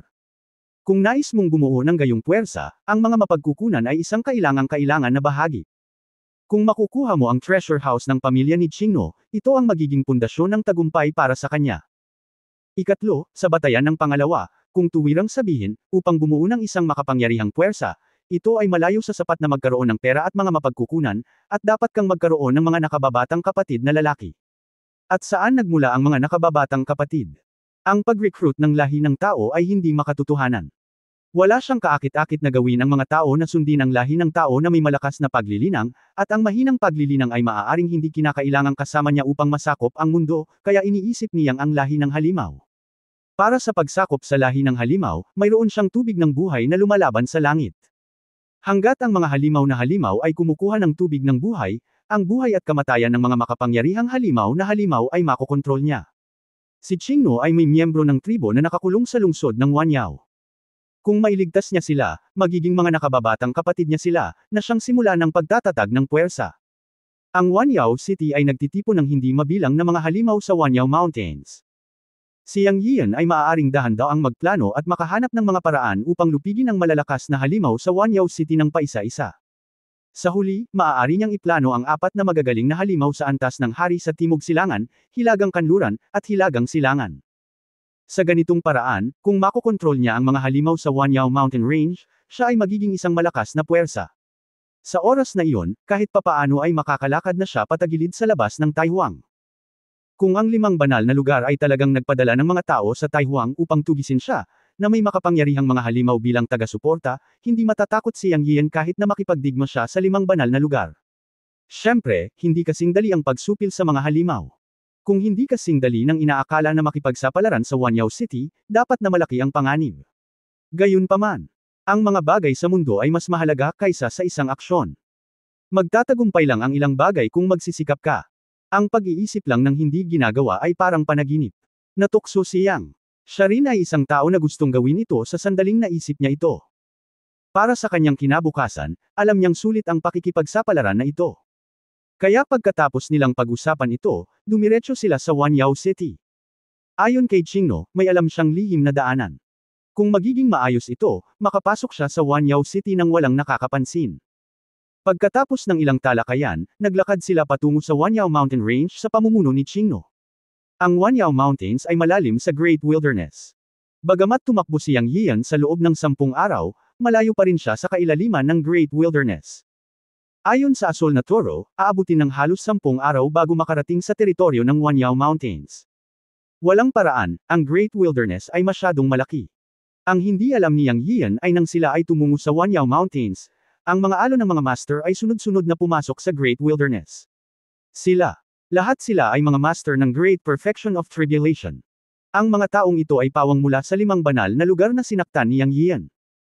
Ang unang pumasok ay ang mga tao mula sa Wanling Holy Land, at isang buong 100 masters ng Great Perfection of Tribulation ang pumasok. Nang patayin ni Yang Yian ang mga disipulo ng Wanling Holy Land sa Heavenly Demon Palace, isang tao ang nakatakas.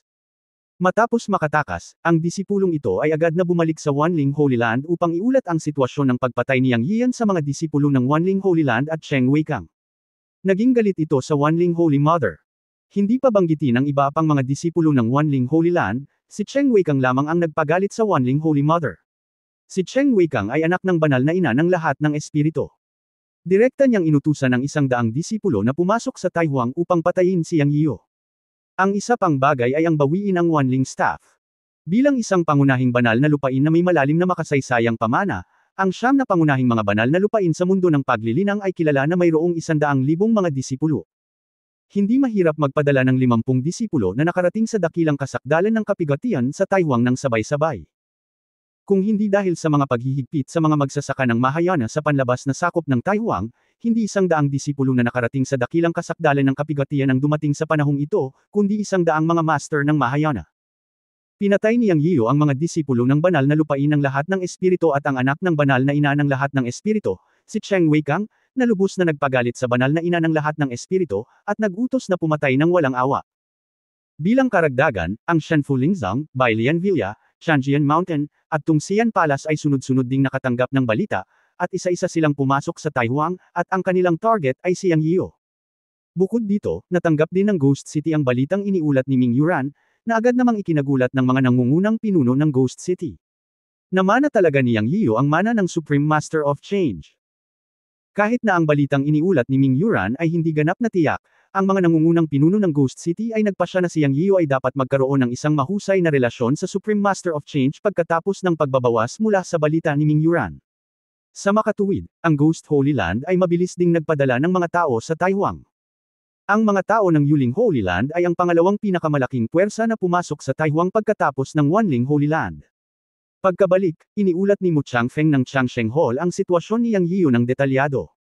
Ang banal na Panginoon na si Yun Changsheng ay personal na nakipagpulong kay Mu Changfeng. Pagkatapos makinig sa kwento ni Mu Changfeng, napagpasyahan ni Yun Changsheng na si Yang Yiyo ay ang kanyang nakababatang kapatid. Bagaman ayon sa pagsasalaysay ni Mu Changfeng, si Yang Yiyan ay isang disipulo na minana ni Master Yun Changxi, ngunit siya ay talagang isang direktang disipulo. Siyempre, ang mga partikular na detalye ay maaari lamang makumpirma pagkatapos na makilala si Yang Yiyan mismo, ngunit si Yang Yiyan ay tiyak na malapit na nauugnay kay Master Yun Changxi.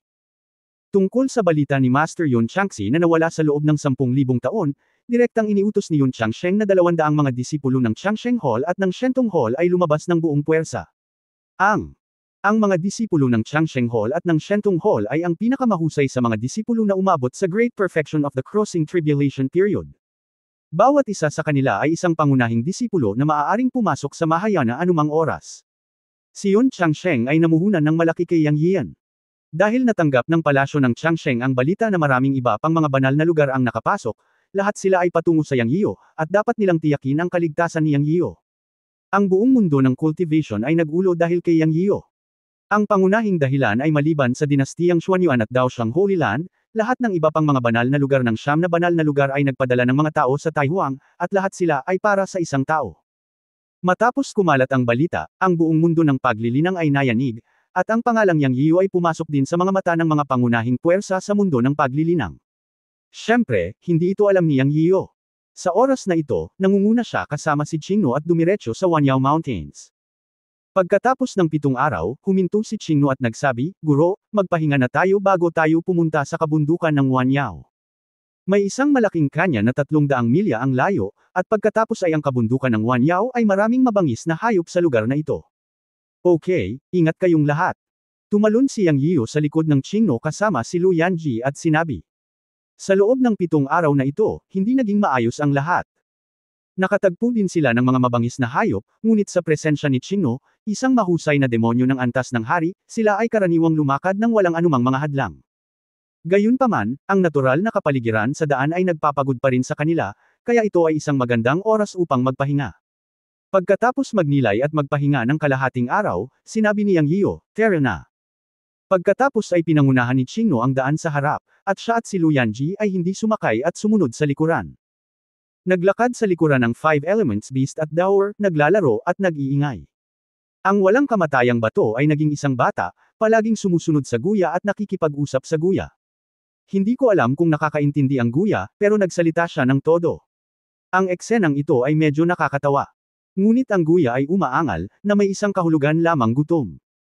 Bilang resulta, si Yang Yiyo ay pinigan ng guya, at maging si Lu Yanji ay ibinigay ang lahat ng nakakain na kayamanan sa kanyang katawan sa guya. Gayunpaman, ang guya ay umuungol pa rin para sa pagkain. Matapos kainin ng guya ang mga bundok ng mga likas na materyales at kayamanan, si Yang Yiyan ay walang nakitang espesyal na talento sa guya maliban sa tumaba ito. Ngayon ay sumakit ang ulo niya nang marinig niya ang pag-ungol ng guya, ngunit pagkaraan ng ilang araw, mas bumuti ang komunikasyon nila ng guya. Karaniwan, naiintindihan ng guya ang sinabi ni Yang Yiyan. "Guro, nagugutom na naman ang guya." Walang magawang sabi ni Da Xianxi. "Alamin mo, haha," diretsyong inihagis ni Yang Yiyan ang guya kay Da Xianxi para alagaan. "Wala akong maipapakain sa guya. Ikaw." Nang nagbibiruan sina Yang Yiyan at Da Xianxi, isang matandang boses ang tumunog, "Daoyu, please stay." Tumalon ang puso ni Yang Yian, at mabilis siyang tumingin, ngunit hindi niya alam kung kailan lumitaw ang isang matandang lalaki ilang dosenang metro sa likuran niya, at hindi man lang nila ito naramdaman. Sino ka? Si Yang Yian ay puno ng pagbabantay, sinenyasan si Qingnu at ang iba pa na mag-ingat, ang taong ito ay dapat na isang master. Sinabi ng matanda, pumunta si Wu Wens, ang elder ng Wanling Holy Land, upang humingi sa iyo ng isang bagay. Chapter 1361 The Wanling Staff is hot, please return, little Daoist. Ang taong dumating ay si Wu Wens, ang ika-10 elder ng Wanling Holy Land. Sa simula, siya at ang isa pang elder ay tutol sa pagpatay ng banal na ina kay Yang Yiu. Naniniwala sila na ang talento at potensyal ni Yang Yiu ay maihahambing sa mga sinaunang santo. Ang ganitong mga tao ay madalas na mga taong may malaking kapalaran. Iminungkahi nila ang pakikipagkasundo kay Yang Yiu at pinakamabuting huwag siyang patayin. Sa wakas, ipinadala siya ng banal na ina ni Wanling, si Wu Wens, sa Taihuang. Ang layunin ng oras na ito ay bawiin ang Wanling staff mula kay Yang Yiu, at syempre para patayin si Yang Yiu. Gayunpaman, sa opinyon ni Wu Wens, ipinadala siya ng banal na ina upang makipagkasundo kay Yang Yiu. Naisip din niya na kung makakasundo niya si Yang Yiu at matagumpay na mabawi ang Wanling staff, ito ang pinakamagandang bagay. Syempre, kung hindi siya bibigyan ni Yang Yiu ng mukha, maaari lang niya itong patayin. Mula noong inutusan siyang pumasok sa Taihuang at tumawid sa hadlang ng batas hanggang ngayon, talagang naghihintay siya sa labas ng Tianyao Palace. Bilang isang third-turn earthly immortal, pinigilan ni Wu Wens ang kanyang cultivation at dumaan sa hadlang ng mga batas. Dumating siya sa outer domain ng Taihuang. Hindi mahirap gamitin ang kanyang paraan upang mahanap ang bakas ni Yang Yiu. Matapos niyang mahanap ang Heavenly Demon Palace, hindi siya pumasok, ngunit naghintay sa labas. Nakilala rin niya ang alagad na tumakas mula sa banal na lupain ng 10,000 espiritu. Matapos malaman na pinatay ni Yang Yiu ang lahat ng mga disipulo ng banal na lupain ng 10,000 espiritu at ang anak ng banal na ina, si Cheng Weikang, alam ni Wu Wens na ang usaping ito ay hindi malulutas ng mapayapa. Sa kanyang pag-unawa sa banal na ina ng 10,000 espiritu, hinding-hindi niya pababayaan si Yang Yiu. Pagkatapos ng lahat, si Cheng Weikang ay anak ng banal na ina ng 10,000 espiritu. Hindi makagawa ng desisyon si Wu Wens. Hiniling niya sa disipulo na bumalik sa Holy Land of 10,000 Spirits para magulat, at nanatili siya sa Heavenly Demon Palace para hintayin si Yang Yiu na lumabas. Nang lumabas si Yang Yiu at ang iba pa, natural na alam ito ni Wu Wens, ngunit hindi siya nagpakita. Sa opinyon ni Wu Wens, nagawa ni Yang Yiu na pumatay ng napakaraming tao. Dapat ay mayroon siyang espesyal na paraan. Bilang isang third-turn earthly immortal na nabuhay ng libu-libong taon, siya ay talagang matanda at matalino. Magiging maingat ang lahat, at hindi ito pinansin ni Wu Wens. Kaya gusto niyang lihim na sundan at obserbahan si Yang Yian para makita ang sitwasyon. Siya. Gustong malaman kung paano kayang patayin ng isang maliit na cultivator tulad ni Yang Yian ang napakaraming master na nakamit ang mahusay na pagiging perpekto ng Crossing Tribulation Realm. Bago siya pumasok sa Taihang, nakuha niya ang balita na si Yang Yian ay isa lamang cultivator sa Fusion Realm, ngunit nang lumabas si Yang Yian sa Heavenly Demon Palace, isa na siyang cultivator sa Crossing Tribulation Realm. Labis nitong ikinagulat si Wu Wens. Isang taon pa lang sila sa Heavenly Demon Palace, at sa isang taon, si Yang Yian ay nakalusot mula sa Fusion Realm hanggang sa Crossing Tribulation Realm. Ang ganitong bilis ng paglilinang ay bihira. Sa normal na mga pangyayari, kahit na ang isang tao ay napakatalino, ito ay tumatagal ng 3 hanggang 5 taon, o kahit 10 taon para makalusot mula sa Fusion Realm hanggang sa Crossing Tribulation Realm, na itinuturing pa rin na mabilis. Ang ilang mga tao ay maaaring hindi makalusot sa antas ng paglilinang na ito kahit na pagkatapos ng 100 taon. Dahil ang Crossing Tribulation Realm ay ang entry level na ng high-level realm of cultivation, hindi ito ganoon kadaling makalusot. Ngunit si Yang Yian ay tumagal lamang ng 1 taon, o mas kaunti pa. Dahil dito, mas nakumbinsi si Wu Wens na si Yang Yian ay isang henyo na maihahambing sa sinaunang Saint Lord at isang taong may malaking kapalaran. Kung hindi, hindi pa siya nakakita ng sinuman na maaaring pumasok sa Tribulation Crossing Stage mula sa Combination Stage sa loob lamang ng 1 taon. Ito rin ang dahilan kung bakit hindi nagmamadaling magpakita si Wu Wens pagkatapos lumabas si Yang Yiu sa Heavenly Demon Palace. Naging curious siya kay Yang Yiu at gusto niyang maunawaan si Yang Yiu, kaya palihim niyang sinundan si Yang Yiu. Ang pagsubaybay na ito ay nagulat kay Wu Wens. Noong una, natuklasan ni Wu Wens na si Ming Yuran mula sa Ghost City at Jiang Shilong mula sa Sword Tomb Holy Land ay lihim ding sumusunod kay Yang Yiu, ngunit sa paglilinang ni Wu Wens, hindi malaman ni Ming Yuran at Jiang Shilong. Sa kabaligtaran, madaling makita ni Wu Wens si Ming Yuran at Jiang Shilong, at narinig pa ang ilang bagay mula sa pag-uusap ni Ming Yuran at Jiang Shilong. Para naman kay Yang Yian, nalaman ni Wu Wens mula sa chat ni Naming Yuran at Jiang Shilong na hindi lang pinatay ni Yang Yian ang mga disipulo ng Wanling Holy Land sa Tianyao Palace, kundi pati na rin ang mga disipulo ng Shenfu Lingzong, Chanjian Mountain, Centennial Villa at maging ang Tongxian Palace. Ang lahat ng mga disipulo ng 5 banal na lupain na pumasok sa Tianyao Palace ay pinatay ni Yang Yian. Palihim na narinig ni Wu Wens si Naming Yuran at Jiang Shilong na nag-uusap tungkol kay Yang Yian. Hindi niya alam kung sasabihin ba na matapang o tanga si Yang Yian. Isang tao ang nagbunsod sa 5 banal na lupain. Walang pangalawang tao sa buong mundo ng paglilinang. Siya ay ganap na baliw. Bilang karagdagan, 3 araw na ang nakalipas, nakipag-ugnayan si Ming Yuran sa mga disipulo ng Ghost Capital sa Taihuang. Mula sa kanilang chat, narinig ni Wu Wens ang totoong dahilan kung bakit sinundan ni Ming Yuran si Yang Yian. Narinig ni Wu Wens ang pangalan ng Baybayin Supreme mula kay Ming Yuran, at talagang sinabi niya na si Yang Yian ay mayroong mahiwagang kapangyarihan na mana ng Baybayin Supreme. Kahit na ang alamat ng Supreme Master of Changes ay matagal nang umiral, bilang isang tao mula sa Holy Land, narinig ni Wu Wens ang lahat. Nang marinig niyang sinabi ni Ming Yuran na minana ni Yang Yiu ang mahiwagang kapangyarihan ng Supreme Master of Changes, hindi niya maiwasang mapakilos.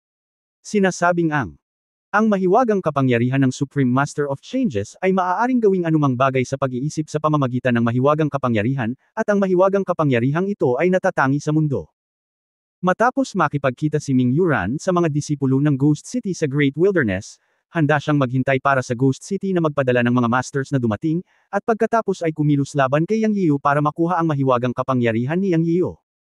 Narinig ni Wu Wens ang lahat ng mga bagay na ito ng palihim, at naantig din siya. Gusto niyang sundan pa siya, ngunit nakatanggap siya ng balita nitong mga nakaraang araw na halos lahat ng mga pangunahing banal na lugar ay nagpadala ng mga tao sa Great Wilderness, at ang target ay si Yang Yiu. Kaya't handa si Wu Wens na kumilos laban kay Yang Yiu ngayon, una para bawiin ang Wanling staff, at pangalawa, sobrang naantig din siya sa pamana ng mahiwagang kapangyarihan ng Supreme Master of Changes kay Yang Yiu. Alam din niya na pagkatapos ng sunod-sunod na pagpasok ng ilang malalaking banal na lugar sa Taihuang, si Yang Yiu ang pinakamapanganib. Binibigyan niya ng pagkakataon ng iba, kaya maaari rin siyang kumilos para makuha ang pinakamaraming benepisyo. Anyway, sa kanyang opinyon, si Yang Yiu ay napahamak. Wala ring ilusyon si Wu Wens tungkol kay Yang Yiu. Mayroon ba siyang malaking swerte? Sa ilalim ng pagtugis ng maraming mga banal na lugar, kahit na ang pinakamabuting kapalaran ay mamamatay. Sa madaling salita, nang sinaktan ni Yang Yiu ang tunay na 5 pangunahing banal na lugar, natapos na ang kanyang swerte. Tsaka may Ghost City na naman ngayon. Bagamat alam din ni Wu Wens na si Yang Yiu ang master ng Changsheng Hall, wala ito kung hindi makumpirma. Kahit na si Yang Yiu ang master ng Changsheng Hall, hindi may kakailan ng Changsheng Hall ang tunay na 6 na banal na lugar. Posible iyon. Ang Daoxiang Holy Land, na noon pa man ay nananatiling neutral, ay lalahok din. Talagang buhay na buhay sa oras na iyon. Alam ni Wu Wens na kung gusto niyang gumawa ng hakbang, kailangan niyang gawin ito sa lalong madaling panahon. Siya ay isang ikatlong antas ng daigdig na walang kamatayan. Bagamat ang kanyang cultivation realm ay napigilan hanggang sa lubos na kasakdalan ng kapigatian ng hadlang ng batas, hindi siya natakot na makatagpo ng isang Mahayana monster sa panlabas na domain. Napagmasdan na mayroon talagang isang dragon type na asol na toro sa tabi ni Yang Yiu, na maihahambing sa Mahayana King level monster, ngunit walang pakialam si Wu Wens. Para sa babaeng katabi niya, siya ay isang batang magsasaka lamang nakakapasok lang sa kapigatian, at mayroon ding 5 elementong hayop na wala pa sa mahusay na kasakdalan ng kapigatian, isang marten, isang bata na naging espiritu mula sa kakaibang bato, at isang toro na halimaw na inilabas mula sa Heavenly Demon Palace. Matalas ang mata ni Wu Wens at ilang araw nang sinusundan si Yang Yian. Nakita niya na ang mink sa tabi ni Yang Yian ay isang treasure hunting mink. Ang halimaw na parang guya ay hindi simple, ngunit may likas na mahiwagang kapangyarihan ng kapangyarihan sa kalawakan. Bagamat hindi alam ni Wu Wens kung anong uri ng halimaw iyon, hindi ito dapat isang ordinaryong halimaw pagkatapos sundan si Yang Yian palabas ng Heavenly Demon Palace. Kaya't sinundan niya si Yang Yian, at ngayon ay nagpa siya si Wu Wens na kumilos. Ayaw niyang hintayin ang pagdating ng mga masters ng Ghost City, pati na ang paghihintay ng mga tao mula sa ibang mga banal na lugar. Bukod dito, ang direksyon na tinatahak ni Yang Yian at ng iba pa sa mga araw na ito ay naging 10,000 Monsters Mountain Range sa Taihuang Outer Domain. Ang lugar na ito ay isang ipinagbabawal na lugar para sa lahi ng tao. Kapag nakapasok na si Yang Yian sa 10,000 Monsters Mountain Range, mahihirapan siyang pigilan. Ito ang dahilan kung bakit gustong salakayin ni Wu Wens si Yang Yian. Nang makitang si Yang Yian at ang iba pa ay magpapatuloy sa kanilang paglalakbay pagkatapos magpahinga, lumitaw si Wu Wens at sinabing, kasamang the West, mangyaring manatili. Ang hindi inaasahan ni Wu Wens ay naging alerto talaga si Yang Yian matapos siyang makita, ngunit hindi siya natakot na tanungin siya kung sino siya. Iniulat ni Wu Wens ang kanyang pangalan. Bilang isang third-turn earthly immortal, hindi siya nag-abalang itago ang kanyang identity. Nang marinig ni Yang Yian si Wu Wens na sinasabing siya ang elder ng Wanling Holy Land, nanliit ang kanyang mga mata at naging sobrang alerto siya. Alam niya na ang elder ng Wanling Holy Land ay dapat na isang matandang halimaw sa pangatlong pagliko sa earthly immortal level, at ang aura ng taong ito ay halos kapareho kay Yuan Chenhuan, na nakausap niya noon. Nangangahulugan ito na ang kabilang partido ay nagmula sa hadlang ng batas at pinigilan ang kanyang cultivation realm hanggang sa ikatlong pagliko sa lupa na immortal na nakakumpleto ng dakilang kasakdalan ng kapigatian. Nahulaan din niya kung bakit dumating ang kabilang partido, na walang iba kundi ang paghihiganti at ang Wanling staff, ngunit hindi inaasahan ni Yang Yian na darating ng ganoon kabilis ang mga tao mula sa Wanling Holy Land. Nang marinig ang mga salita ni Wu Wens, si Yang Yiu ay nagkunwaring bingi at pipi at nagsabi, hindi kita kilala, kaya wala akong maibibigay sa iyo, at hindi pa ako kumuha ng anuman mula sa iyo. Haha, Yang Yiu, dapat ay pamilyar ka sa Wanling staff, matagal mo na itong hinahawakan. Nakangiting sabi ni Wu Wens. Yang. Natawa din si Yiu. Alam niya na maaaring alam ng kabilang partido ang lahat, ngunit ibabalik ba niya ang Wanling staff? Chapter 1362. Parang minaliit kita.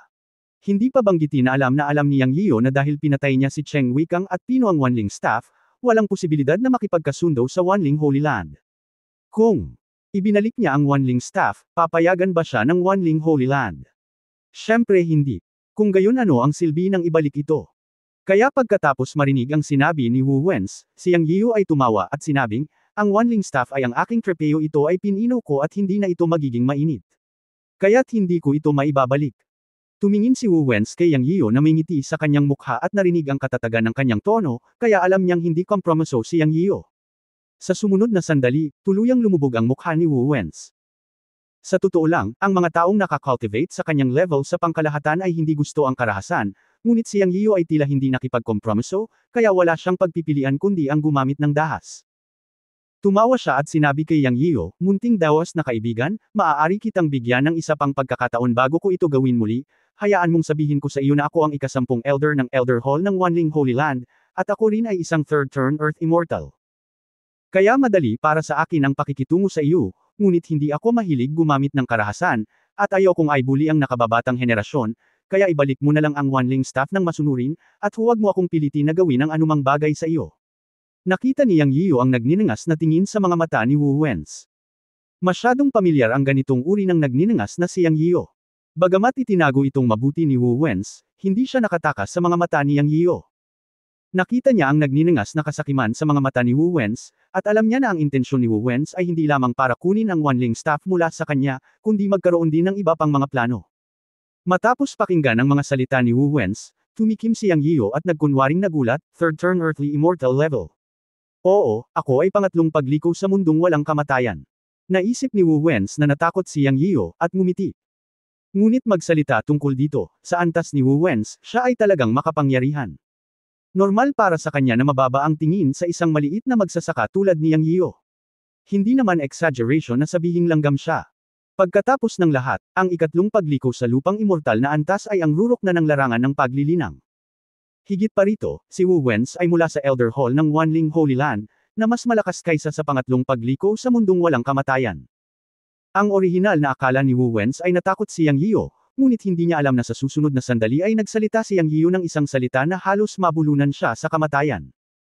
Ngumisi si Yang Yian at mahinang nagsabi, ang pangatlong pagliko sa lupang immortal ay talagang makapangyarihan, ngunit pagkatapos na maipasa ang hadlang ng batas at maabot ang panlabas na sakop ng Taihuang, ito ay makapangyarihan pa rin at nasa panahon pa ng kapigatian, at ang ikatlong pagliko sa lupang immortal. Napatay ko na ang dalawa sa kanila. Saglit na natigilan si Wu Wens matapos marinig ang sinabi ni Yang Yian, at medyo nalito ang tunay na enerhiya ng kanyang buong katawan. Ang batang ito, masyadong mayabang. Ang pangatlong pagliko sa lupa na walang kamatayan ay pumatay ng dalawa. Sino siya sa tingin niya? Ang gayong kamangmangan ay talagang nagalit kay Wu Wens. Pagkatapos ay ipinikit ni Wu Wens ang kanyang mga mata